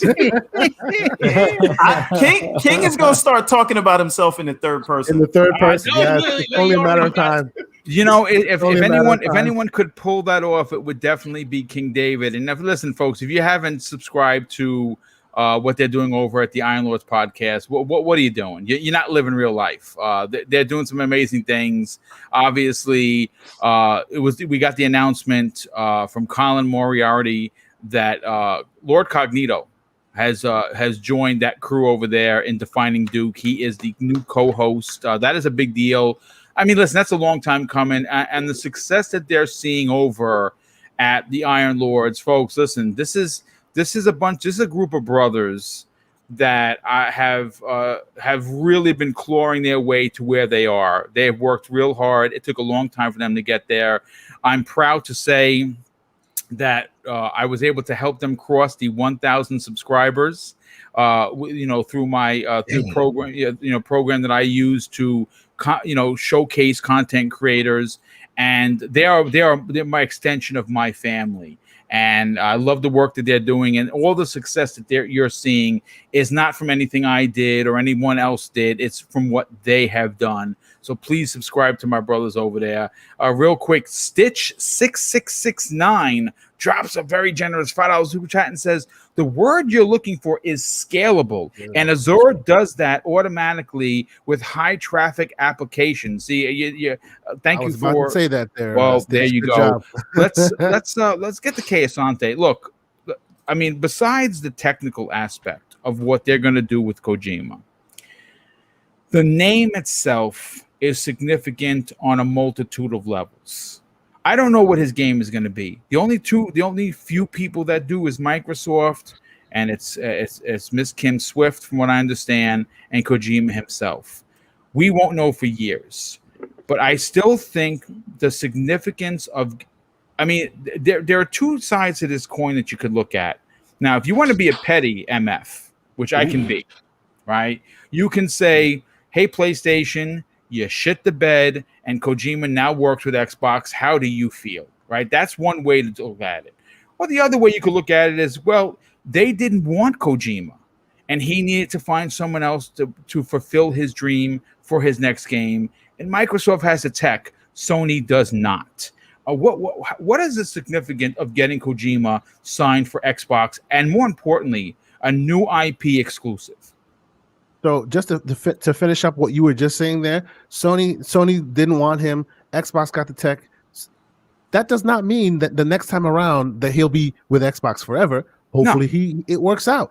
It's a business, baby. It's back and forth. Yep. Y'all got to get out of your feelings about this whole situation. Anyway, so as far as the whole situation with this is concerned, I think every panelist made really good points. Like I basically had notes. I scratched off each of them until there was none left because you guys hit all the points perfectly, including the scalability of the world, which is exactly what that's happening. Like I focus more on the tech side. It's what I do for a living. So that stuff excites me. Specifically with Kim Swift, folks don't know how big a deal she actually is. She was part of the prototype testing team for the Valve Index.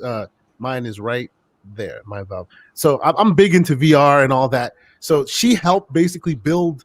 Ultimately, they got rid of her before the Valve came out, but she was part of the prototype team. The woman knows her stuff. Like she is at the tip of the spear when it comes to this technology, and based on exactly what Everborn said, it will be a scalable world that no one human can have running on their machine. We live in a world of local rendering, right? Everything's locally rendered. It looks best.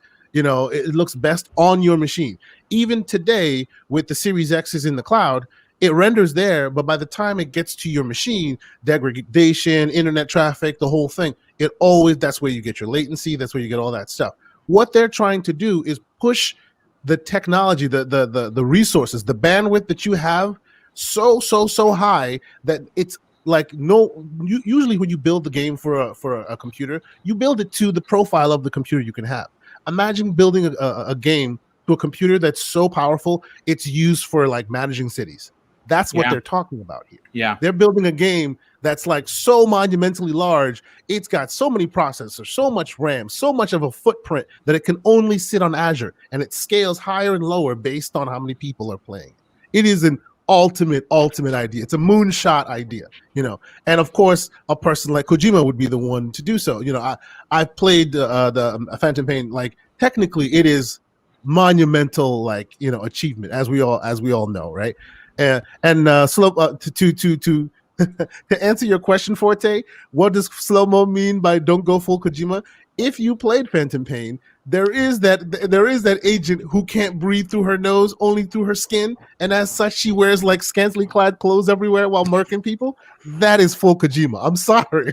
You know what I'm saying? Yeah, so from that perspective, maybe we rein him in a little bit, just a little bit, but let him go crazy with the tech, because yes, definitely this is the kind of stuff we need. And believe it or not, this will help everyone. This will help PC people. This will help PlayStation people, because at the end of the day, if they're able to achieve this thing, right, then you have and don't get it twisted. Sony engineers are just as capable, just as amazing. Hey, they got a machine that's less powerful than the Xbox, and in many instances go toe to toe. So they know what they're doing, right? So if these guys achieve something great, it's only a matter of competition to then have another game come out that does all these crazy moonshot ideas. It only takes one of them to lay the groundwork so that others can follow. It works for everybody. You know what I mean? So at the end of the day, even if it's a game that you may not, I like some aspects of Kojima's games, and other aspects I can leave it. I also am of the school of thought with slow-mo that you never go full Kojima. You're good 95%, but a little bit of reining in is not a bad Pushing it thing. once you get above 70. Yeah, well, when ninjas start showing up, I'm okay with it. But when ninjas start showing up in bikini-clad clothes, then we got a problem. Then we have a problem. Yeah, that's a little too far. Yeah. But still, at the end of the day, the man knows how to push the envelope. He pushes the boundaries. It's what he's there for. It's not about money, because he's beyond that at this point. It's not about any of that, right? He's about pushing the boundaries, getting his image, his idea, his vision to come out. And right now, the tech is on their side, so he's going with them. And we should all of us as a gaming community should just be like, Godspeed, sir. Let's see what you can do. It doesn't matter what you play on. That's my opinion on it. Yeah, no, and I agree. Again, we don't know what he's going to do, but you're right. The technology is on his side. Yeah. I think that this goes beyond just a one deal. Again, I have heard from an inside source, and again, take me for my word. Again, I've been wrong before. But I know they're talking about one thing, but I think this is for multiple games, and there's a reason for it, because again, their march into Japan is not on the back end of they hope it works. They need it to work for a lot of what they're doing. And remember, I know people, forget the Phil Spencer quote where they said they wanted to get the 2 billion gamers then. Now there's 3 billion gamers in the world. People laughed at Phil Spencer. Well, people aren't laughing now because Microsoft is making money hand over fist. And they're making so much money everywhere that even Sony, who specifically, believes in generations, Jim Ryan, is going to be hired a team or added a studio that ports to PC. So yeah, it's money. These are businesses, and business is real. And what even do they say? Don't pay attention to what they say. Pay attention to what they do. Yes. Listen, I want to let you guys in on a big industry secret, right? That all the insiders know. See, Boom, you said earlier that kind of people don't know what Sony's doing 5 years out. Yes, you do. Look at what Microsoft Xbox is doing right now. Yeah, that's true. They'll be there, they're just lagging like 2 years behind. And if you don't believe that, we believe in generations. Isn't that what happened? Like Apple compared to exactly. Android? Indeed. 100%. We have that argument pretty frequently. Listen. I have an iPhone. Your green text messages. Listen, I have an iPhone. He's still drinking that juice. And this thing is so far behind Android, it's not even funny. Indeed. It's so far behind Android that I actually have to carry 2 phones just so I can feel like I'm back in the future, because I have an iPhone, because God forbid the green bubble show up, my wife will kill me, but I need the future. So I also carry an Android phone. Welcome to my world. There you go. Well, listen, folks, what I want to do is I want to move on to the last topic of the show. And I think this one is again, you saw it by the thumbnail. I think it's significant and it's worthy of a conversation. And we have a great group of people on the panel. We have almost 300 people still here. And again, please tweet this out if you're already here and enjoying it. Hit the like button. And if you are not getting notifications or you're getting late notifications, you got to do me a favor. You got to let YouTube know that this is happening. And I agree. I'm starting to see a pattern where I'm getting more messages. Hey, Boom, I didn't even know your show was live. That sucks. It's hard enough doing this, writing these shows and producing these shows so by myself and doing all the advertising. But when YouTube doesn't do their job and simply send out notifications, I'm left kind of holding the bag because I don't have a big enough following where I can reach out to someone at YouTube to say, yeah, there's a problem. You only get those kind of handlers and emails and phone numbers if you're in the 100,000 mark, which I'm nowhere near. So if you're having a problem, you got to go on social media. You got to let them know that they are kind of hurting the channel, because obviously this is what we do. And if you're not knowing that the show is going live, that's a failure on YouTube. But I will tell you what YouTube never forgets to do, and that's take their 30%. Nope. But obviously we don't want to get into that because the business is business. Well, for anybody that just wants some clarity on that, YouTube recently, probably about a month and a half, 2 months ago, a lot of people's notification bell got disabled. Not turned off, disabled. Like it just got disabled in general. So when they re-enabled it, they put it back to normal preferences. So everybody that's in the chat right now, go to the bell, make sure yours is still clicked for all notifications, because I guarantee you a lot of y'all don't even have it clicked anymore. So click it, turn on all notifications. Wow. That will put you back so you'll get the notifications for everything that he does on this channel. And that should fix the problem. And if you know people that are having that problem, make sure you ask them and tell them to do the same thing. And then we can start getting this fixed over time. I appreciate. I didn't even know that. Hey, Boom! Can I read Slow-Mo's? Please, by all means. All right. So he says Destiny equals Apple and Slipgate equals Android, and by that he means Destiny is more polished, better looking, and it works. So yeah. I agree with that. That was good. I would disagree with that because I think Apple sucks. And I'm an Android guy, have been. My brother Neo Mental, who's in the chat, has been trying to convert me for years. Sorry, brother. I'm still no Apple for us. Apple works. Apple works all the time. And if you pay attention to any of those Destiny podcasts, you'll hear the Destiny fans will disagree with you on that. They are up in arms every damn day about something new that's broken. You know what's the fun thing about me? I hate Mac with a passion. Worst OS. But anyway, please. Well, listen. Let's move on to what the thumbnail was, and we have it on good authority that Xbox is the official console of Battlefield 2042, and that's a good thing. Bringing Battlefield's new entry home to Xbox is the right move for both EA and Microsoft, in my opinion. Now, in a story that I pulled from GameSpot, and I normally don't pull a lot of content from them because, they're one of the big three that I don't really respect. Some of their writers are still good.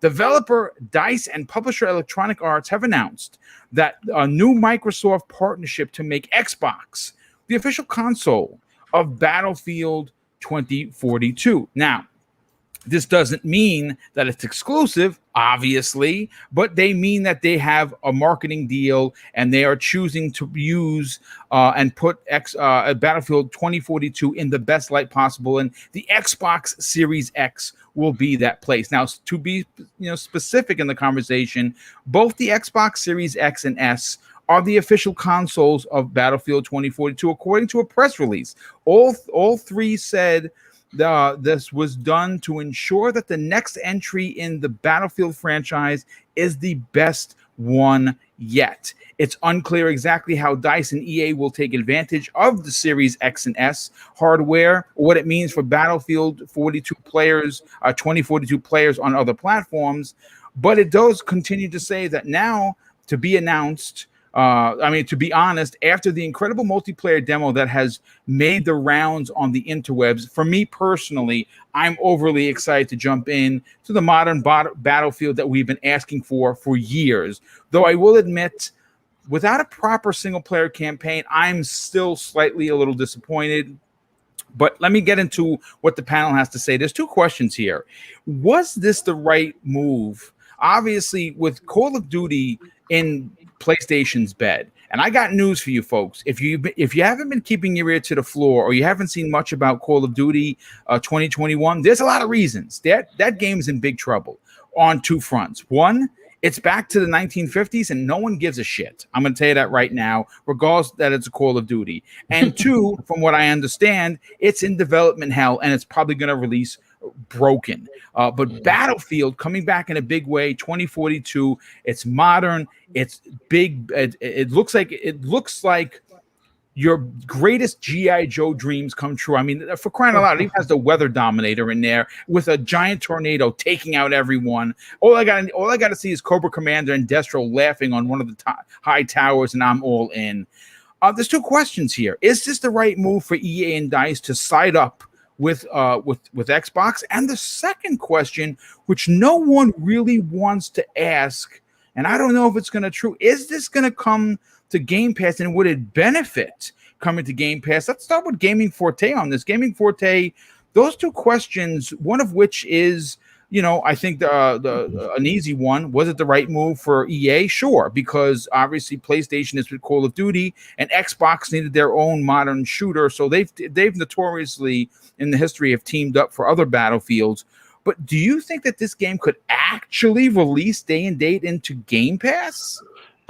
Yeah, I do. I do think it can happen. Will it happen is a completely different thing. It really just comes down, I believe, to maybe what pre-orders look like. It is a possibility that this could show up at the 11th hour, pretty much like how Outriders did at the last moment. It really just comes down to what EA is looking at when it comes to their compensation for the game to be in that service. I think it should go into Game Pass just because of this, not just because we want the game for a cheaper price. Everybody wants the game. Don't let anybody tell you, by the way, that you shouldn't want your games at cheaper prices. Screw all these people that want to pay full price for games if you ain't got to. But I already have Battlefield paid off. I have the Ultimate Edition that comes with everything. And I will gladly cancel that pre-order just to get it in Game Pass in order for us to be able to play it at a cheap price, because that can pay for other games later on. Yes. But hey, go ahead. Hey, Forte, you know what I foresee happening? Yeah. Just because this is EA, they're going to collect everybody's pre-order money and then announce it's going to Game Pass right after. Yeah, and they're going to give you some type of stipend and say if you keep your pre-order, they'll give you this, they'll give you that, they'll give you something. Won't extra that be the reason? in the game. Won't that be the reason why it won't go into Game Pass day one? Because then they I'm saying it's going to go into Game Pass literally on day 3 when you can no longer return it. 6 months down the line when it's too late. That's why. Yeah. Why would you return people's money? Hell no. Yeah, Put it in the Game Pass when the pre-orders are done. Well, the funny thing is, it's going to end up in Game Pass at some point. It's either going to be day 1, day 3, or it's going to end up in 6 months. Sooner or later, we're going to get it in Game Pass, which is a great thing anyway. Yeah, that's true. So it's going to show up there no matter what. So anybody that says it's not going to show up in Game Pass, you're wrong. It's going to be there at some point. We just don't know exactly when it's going to show up there. It'll be there in the first week after they get your money. Yep. Depends on the size of the bag Microsoft gives them. But guess what? And if it does, I won't be mad because I was playing it from day one. I'm not waiting to play no game. Especially when it comes to something like Battlefield, especially being a multiplayer game, I want to be there day one to level up all my different characters and stuff. I want all my specializations to be on point. That's how I am when I play multiplayer shooters and stuff like that. But the reason I think it should be in Game Pass day one is because, yes, Call of Duty is definitely going to probably be in some people's eyes a decline. I don't think it's going to be in this big decline that people think it's going to be because it's still Call of Duty and Warzone is its own separate thing. Unless they completely destroy Warzone and make it something that is not right now, people are still going to gravitate to Call of Duty. So I just think it should go into Game Pass because the more people you get back into Battlefield, the more people that get into that team-based atmosphere and they get to see what modern combat looks like today in a world where maps are the size of PUBG maps, and that's how Battlefield maps are. Every map is almost a PUBG map for the most part. So I think that's the benefit of having it in Game Pass because you'll get more people into that funnel, more people testing out the servers and stuff because we definitely don't want a repeat of 2013 when Battlefield 4 was a thing. And I feel like that was their best version of Battlefield they've ever made. And I just think people have been salivating for that for quite some time. But the only thing that's kind of been a barrier of entry is the fact that we know how a Battlefield game launches on the first week. So the fact that you can get as many people in there as possible with it being in Game Pass, look the type, like, I don't want to use this as a positive, but people were willing to give Outriders the biggest leash ever because it was in Game Pass. Like, now, we don't want our games to come into like a service like that. That's something that Microsoft definitely needs to get a reins on when it comes to like, yo, your game needs to work when we get it in there day one.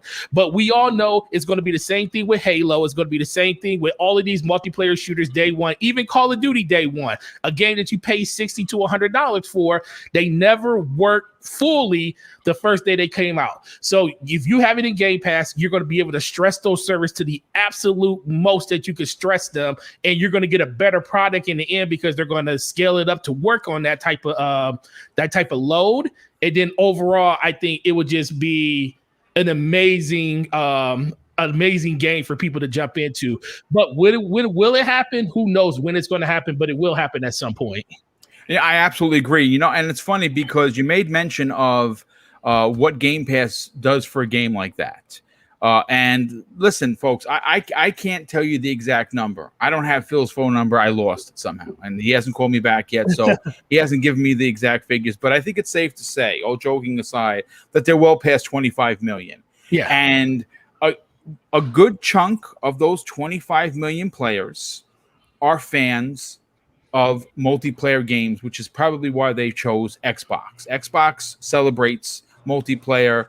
Battlefield is a huge multiplayer game. And the fact that they went back to the modern, those trailers, folks, listen, sold me on the first 5 minutes. Yes. And every trailer since has been nothing short of marquee, for sure. Battlefield is going to be back in a big way. And I'm going to tell you this right now. I understand everyone says, yeah, but boom, it's Call of Duty. They're going to take Call of Duty's lunch. And I think that they're going to give Warzone a run for its money because it's Battlefield.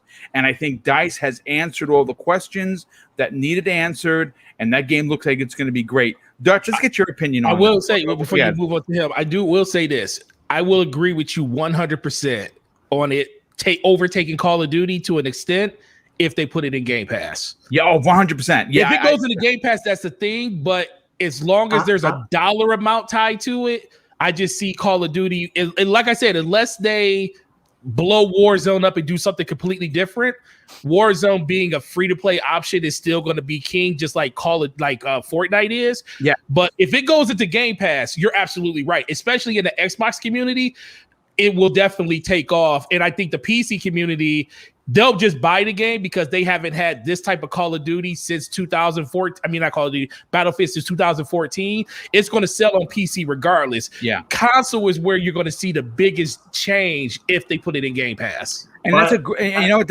Get everyone. I feel like we're forgetting the elephant in the room, which is big Halo. No. We had the two different games. They're two different games, but I feel like on console is EA making the calculation that people on Xbox and in Game Pass will be playing Halo, so they may not get those numbers that they want in that holiday area. I mean, why you should put it in Game Pass? Yeah, again, that's a great point. That's why you put it in the Game Pass. But again, it's all of those 25 million players that are potential hands-on for a game that is going up against it. And that's the thing. If there was a free-to-play Battlefield, I would say there's no chance of it going into Game Pass. Why would they do that? But you see, that is where it pushes the envelope towards me thinking, yeah, it actually might be in Game Pass because there's no free-to-play Battlefield, and they're going up against Warzone, which is free-to-play. So what is the second best way of getting people to play your game? Putting it in Game Pass, where right now there is 25 million plus people. Dutch, before I get your opinion on this, Stitch6669 drops 2 super chats. The first one of $2 says, I don't think they can afford Kojima. Sony can afford Kojima, just saying. And maybe they can't anymore. And he drops, okay, that was the slow-mo one, which was hilarious. And he drops a second $2 super chat, says, smells like Game Pass to me. And I agree 100%. But Dutch, let's get your opinion on this. Does this smell like Game Pass to you? And was it the right way for EA and DICE to pick Xbox over PlayStation? Yes. On the latter, 100%. Like you mentioned before, Call of Duty's always been the PlayStation, well, the home of PlayStation, should we say? for at least the last 7, give or take, years, 7, 8 years, yeah. Yeah, I mean, I can't remember. I mean, 360 was the last time we had a Call of Duty potentially launch as kind of a primary platform to the Xbox. Was it not Call of Duty 3? Might have been. It's been a long time. But yeah, no, it's like you mentioned there. It was their shooter. Battlefield's been very much a kind of an Xbox. Yeah, an Xbox, should we say, marketing thing for quite a while now. I think that will only continue. We'll see. I mean, I still remember was it the last Battlefield or potentially even the last Call of Duty where it had, I can't remember now, had the guy from Jump Street in there, forgotten his name, the larger one of the two, not Channing Tatum. Seen the advertisement on that? Yeah, I don't, from 21 Jump Street. You're not talking about that's the one where they had a bunch of celebrities doing the commercial for COD. Yes. Yeah, I think I know what you're talking about. I've seen that one. Yeah, I think I know what you're talking about. You're talking about Jonah Hill?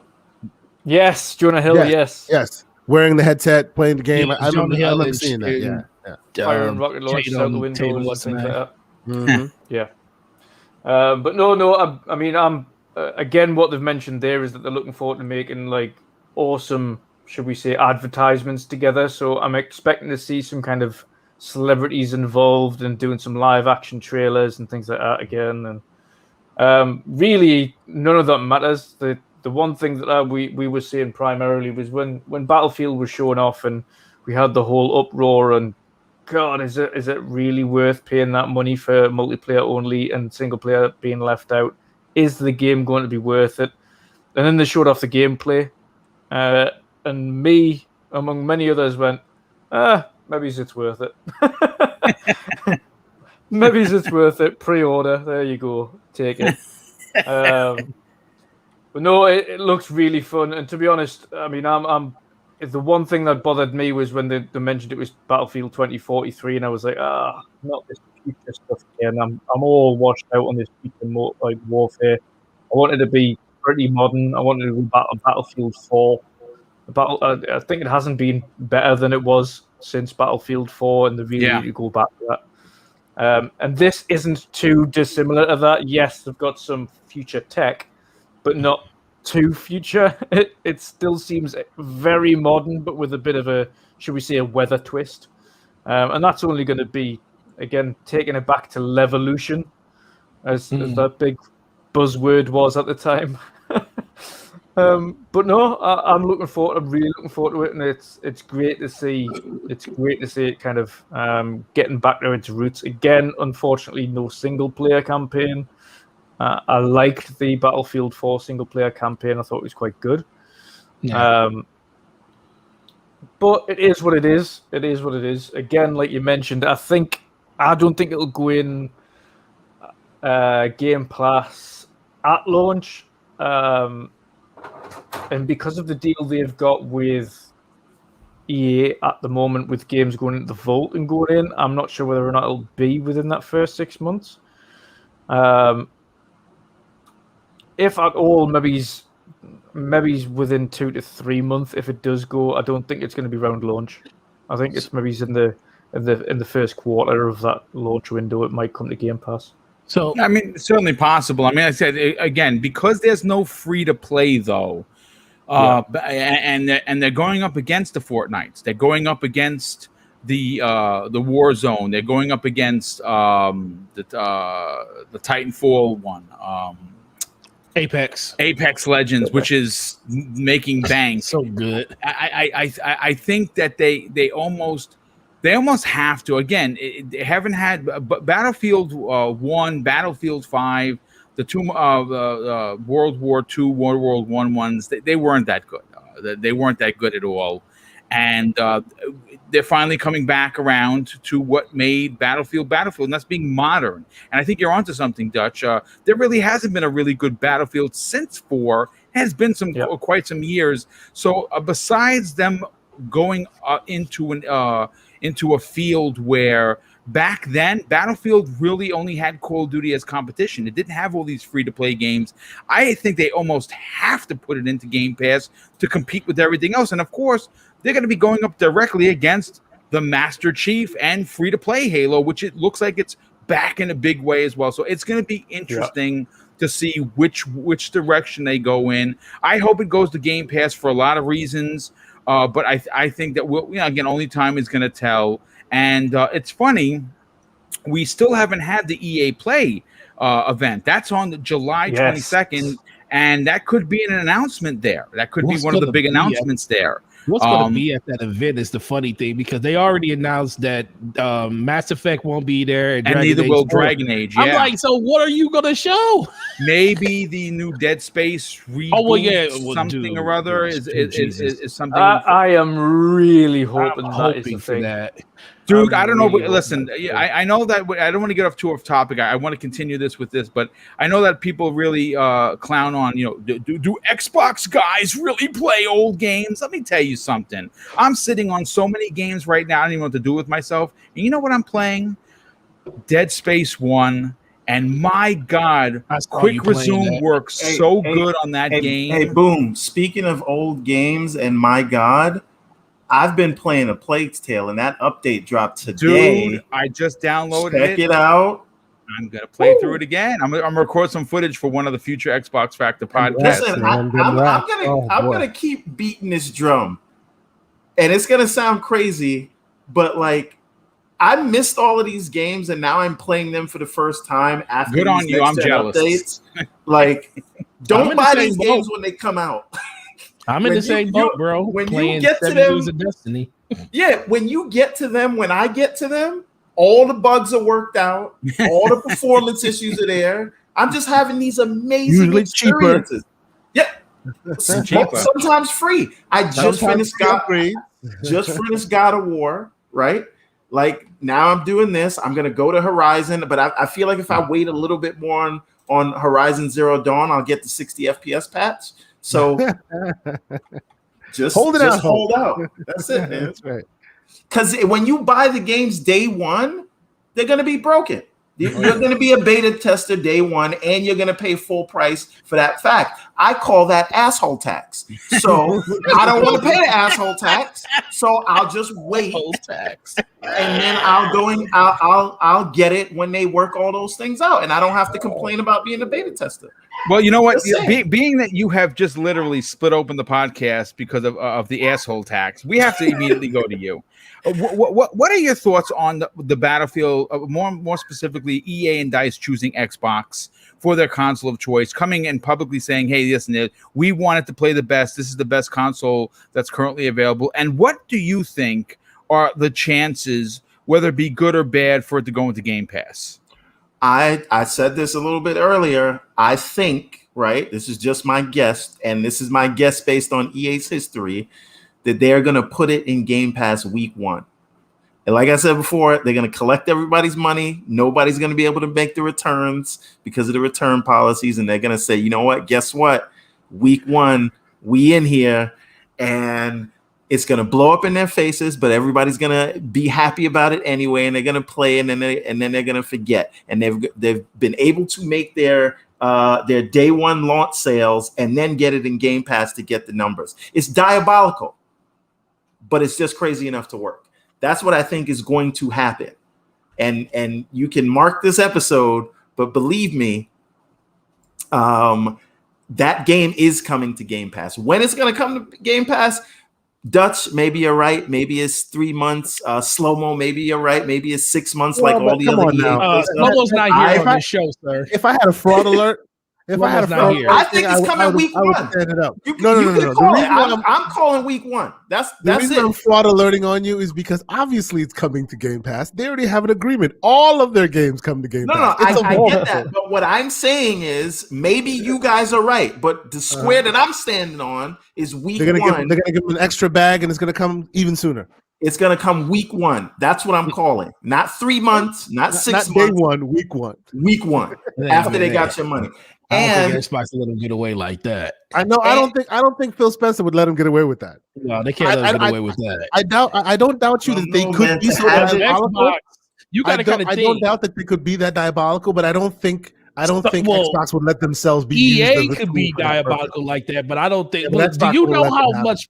Do you understand the firestorm that would come down on Xbox if that was to happen? Yeah, there's just no way. Come on, this wouldn't be an EA I said to you, some men just like to watch the world burn. This wouldn't be an EA problem. This would be an Xbox. That would be Phil Spencer watching the world burn. Like, right? You would not do that.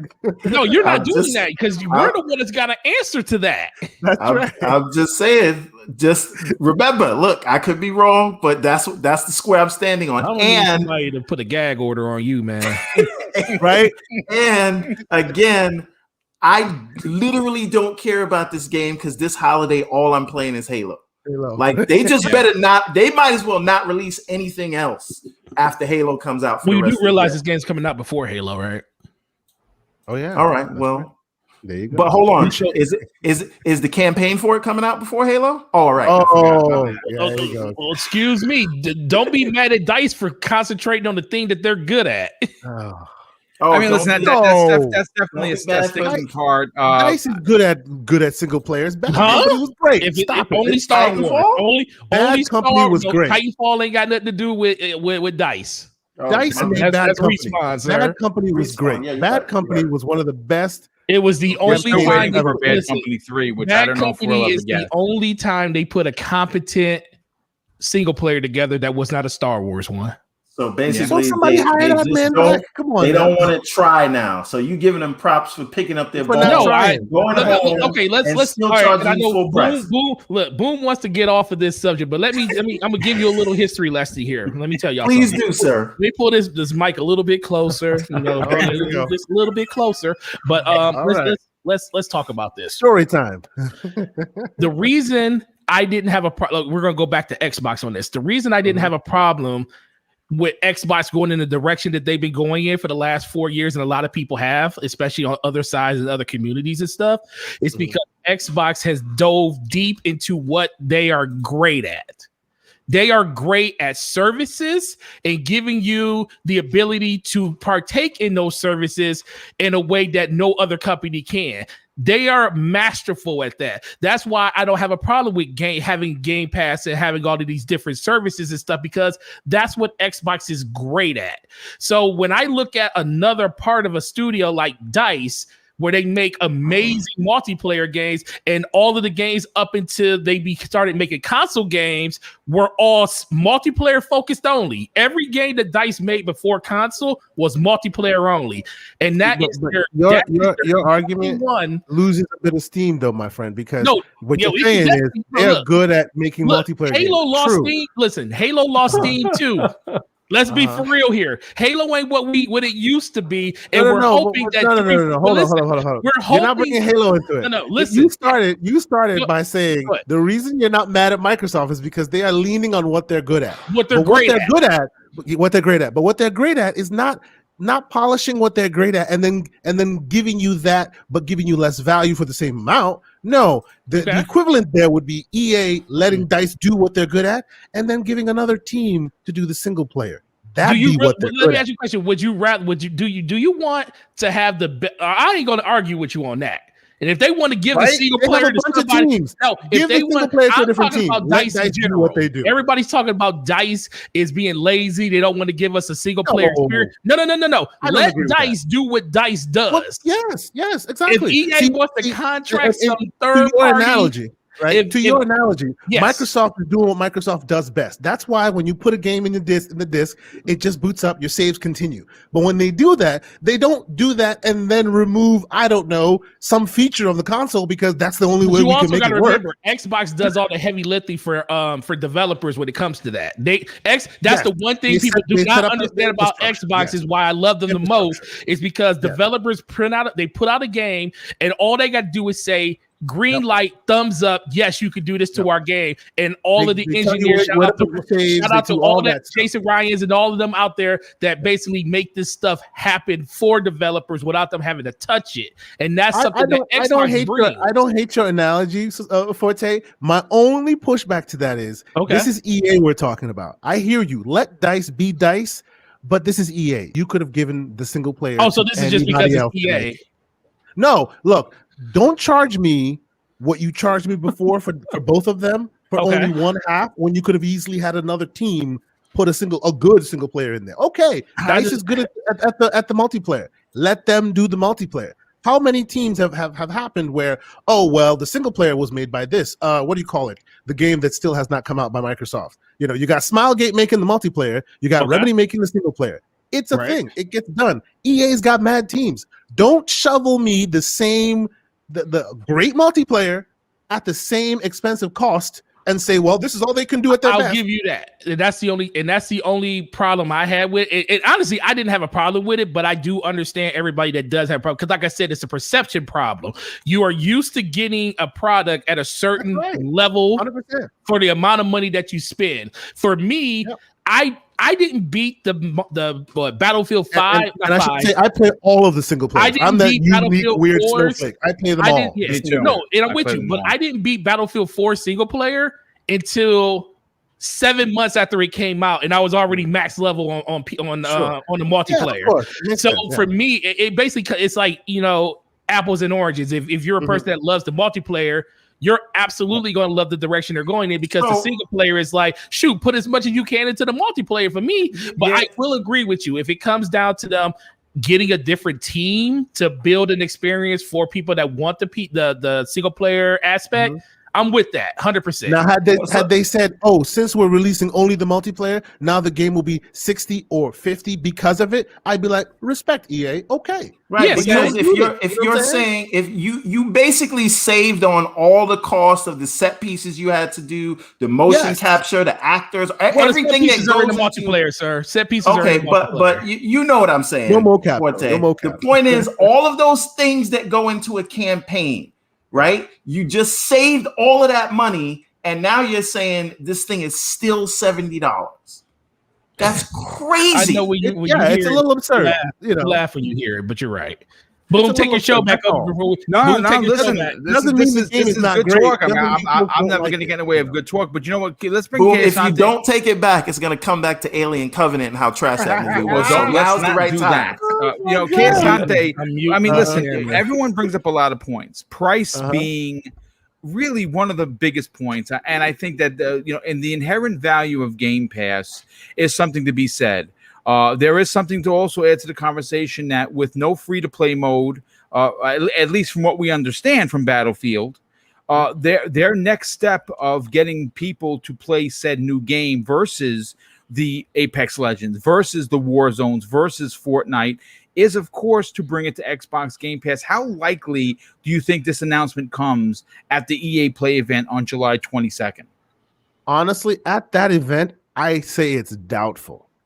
I won't go like week one, but I do see what my homie I have termed a new moniker for this man. He is Everborn the Slanderer Saga. So what my man the Slanderer has just said, I completely agree. It won't be a week. I'd say maybe a month after or something like that, because yes, it is very true.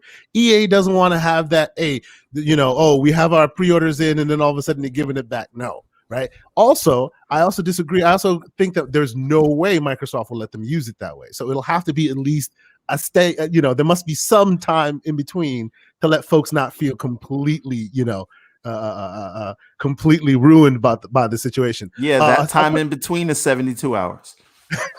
Come on now, Phil can do better than that, I suspect. I think that there would be a firestorm that they couldn't recover from. Yeah, and Microsoft would have egg all over its face. They wouldn't even blame EA. Yeah. So I don't think they'd let that happen. Quick side note from what you said, Boom. Why the hell has EA not gone and licensed G.I. Joe for this game? What the hell's wrong with them? Dude, it is the perfect solution. And it was G.I. Joe June, just it is their Pirates of the Caribbean to Sea of Thieves. It is. It really is. Why didn't I ever think of that? It is a perfect combination. Joe and Battlefield. I'd never. Dude, I'd never put two and two together on that, bro. You just blew my mind, dude. It writes itself. Hey, listen, wait. Joe skins in the game, dude. Right? Wait. They'll do it. Destro, like, come on now. That is the perfect. I mean, wow. Yeah, mind freaking blown. Like, they're gonna do it. Just wait for the $30 expansion. I will pay it. I don't mind. I'm a G.I. Joe shill. I still buy the figures, folks. Okay, I'm a big old nerd. Look at the flight sim coming with the Top Gun stuff. This is where they're going. Where the hell is my G.I. Joe there? And I get G.I. Joe and listen, all I need is Cobra Commander flicking on the switch of the Weather Dominator to take out all the Joes, and I'm all in. So about in all seriousness, about the pricing, okay? I'm not on one side. Oh, I hate as I've already established. I tend to be the single player gamer. So these games tend to not be for me, right? Which is fine. Not all games tend to be for me. But I will say I am the rare snowflake that plays all of the Call of Duty single player campaigns. I play all of the Battlefield's single player campaigns. Even if it's 7 hours, 8 hours, I like that beginning, middle, end. I cannot play unpausable games. I got kids jumping all over me. You know what I'm saying? I can't do it. So the single player game is where it happens. Okay, I didn't F that game. Okay, Asante. The Slanderer. I would happily pay $70 if Battlefield had a campaign mode, even if it was bad. I would have paid the $70 like I paid for Returnal, like I paid for Ratchet and Clank, and I would have played the campaign and then put the game down and never played it again because I don't care about the multiplayer. Oh no, but see, that's the point. I would have been totally okay with that. I have so many Call of Duties. I own so many Call of Duties in my library that I've played the campaign completely and I never touched the That's just the rare beast, and I know I'm a rare case when it comes to I'm right there with you. And that's the reason why rare. That's the reason why when Forte says, look, as long as they're playing to their strengths and they give me everything I need, I'm happy. I am in no way, shape, or form arguing your point. I agree with you. That's great. I think that's wonderful for those who are solely focused on the multiplayer. They have every ability to do that. That's great. But EA established a narrative, right? Yes, it's true. Yes, it's true that Battlefield started as a multiplayer on PC for the longest time. True, 100%. I get you. But when you give somebody something and you give it to them multiple times, this is not, they didn't release just one campaign once. No, there was an established cadence of Yes. campaign and single player. Campaign at a specific price. You get consumers used to that offering. You can't now just be all Apple with now we're taking the power plug out of the box. Like, get out of here with all of that. Then we can complain about it. You know what I'm saying? You know what I mean? And I don't disagree. As long if the game, I hope the game is great. I'm rooting for it because it seems like it's this game's year, right? You got Call of Duty not looking as hot as it usually does. We'll see how it all turns out. But at the end of the day, as long as they play their strengths, as you're saying, it's all good. I'm happy about it.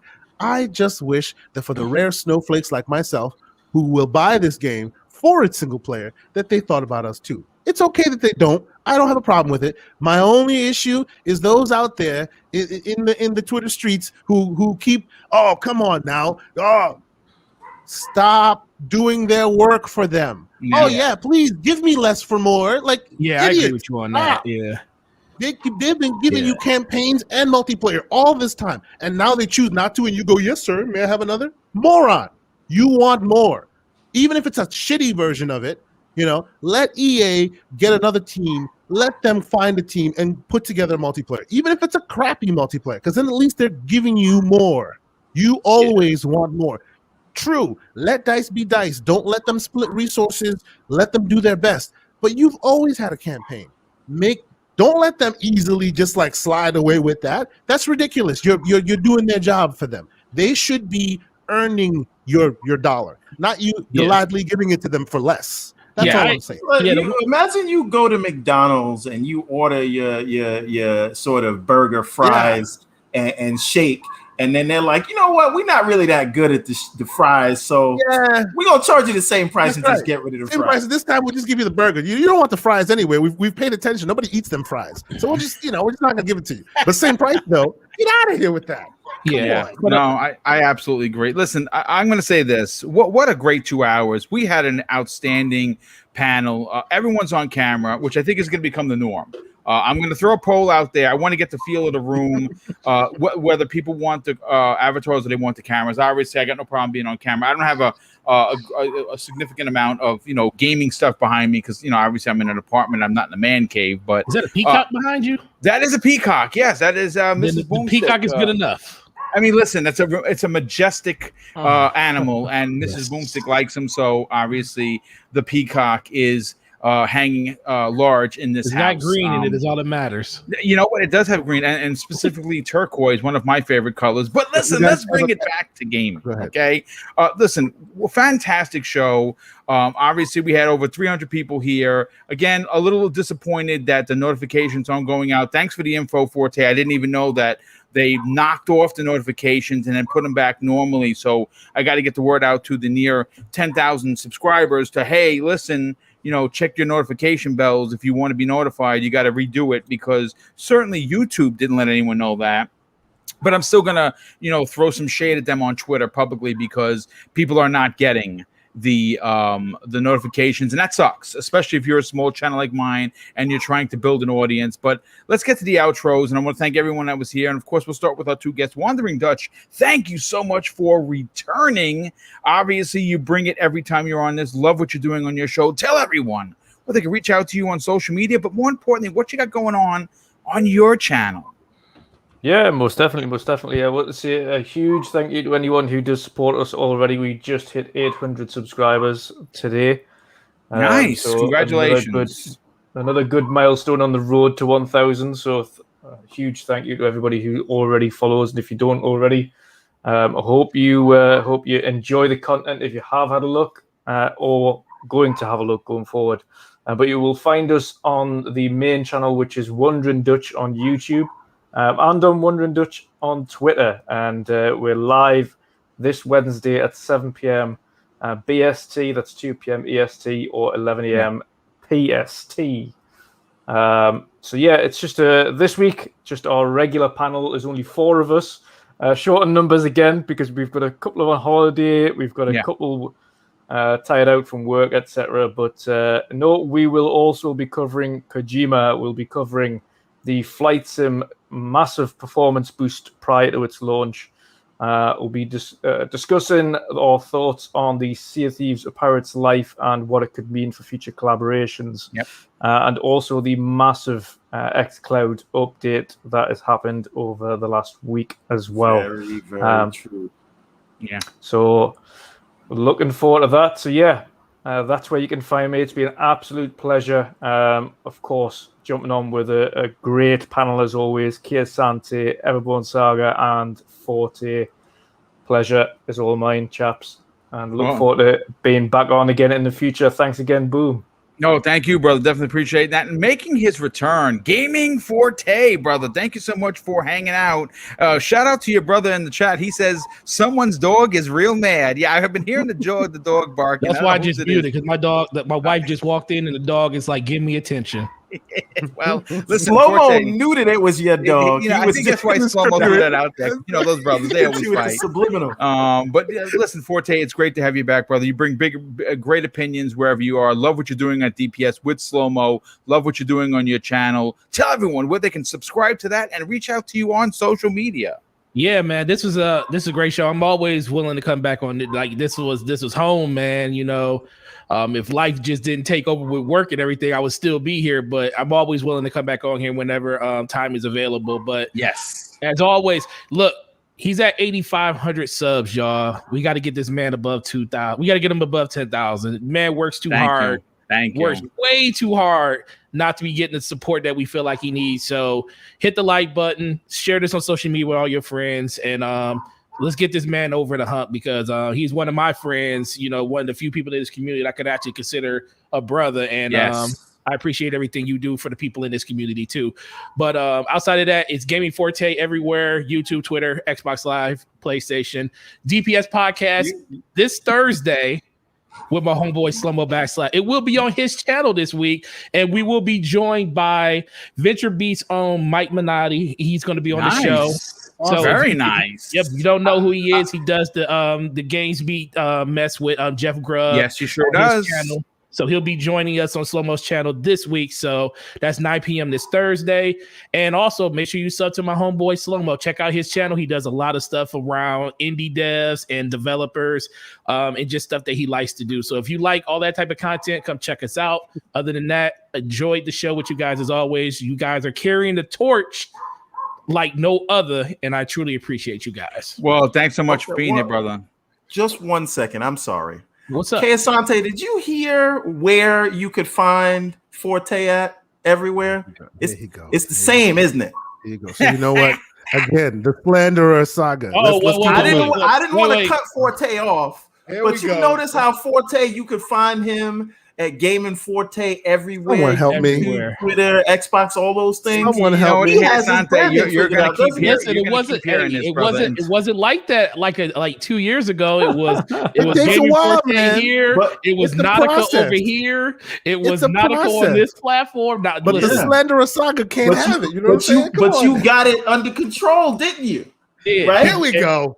How hard is that? And shout out to the Ash and Luca, who will never ever call me Gaming Forte. Who always call me Nautical. You can still be KSI. You can still be your other name in other places, but it just needs to be. No. These days, I'm just keeping it this way, just to give him something to slander about. You know, it's either this or something else. It's the underscore over there. It's underscore that gets him.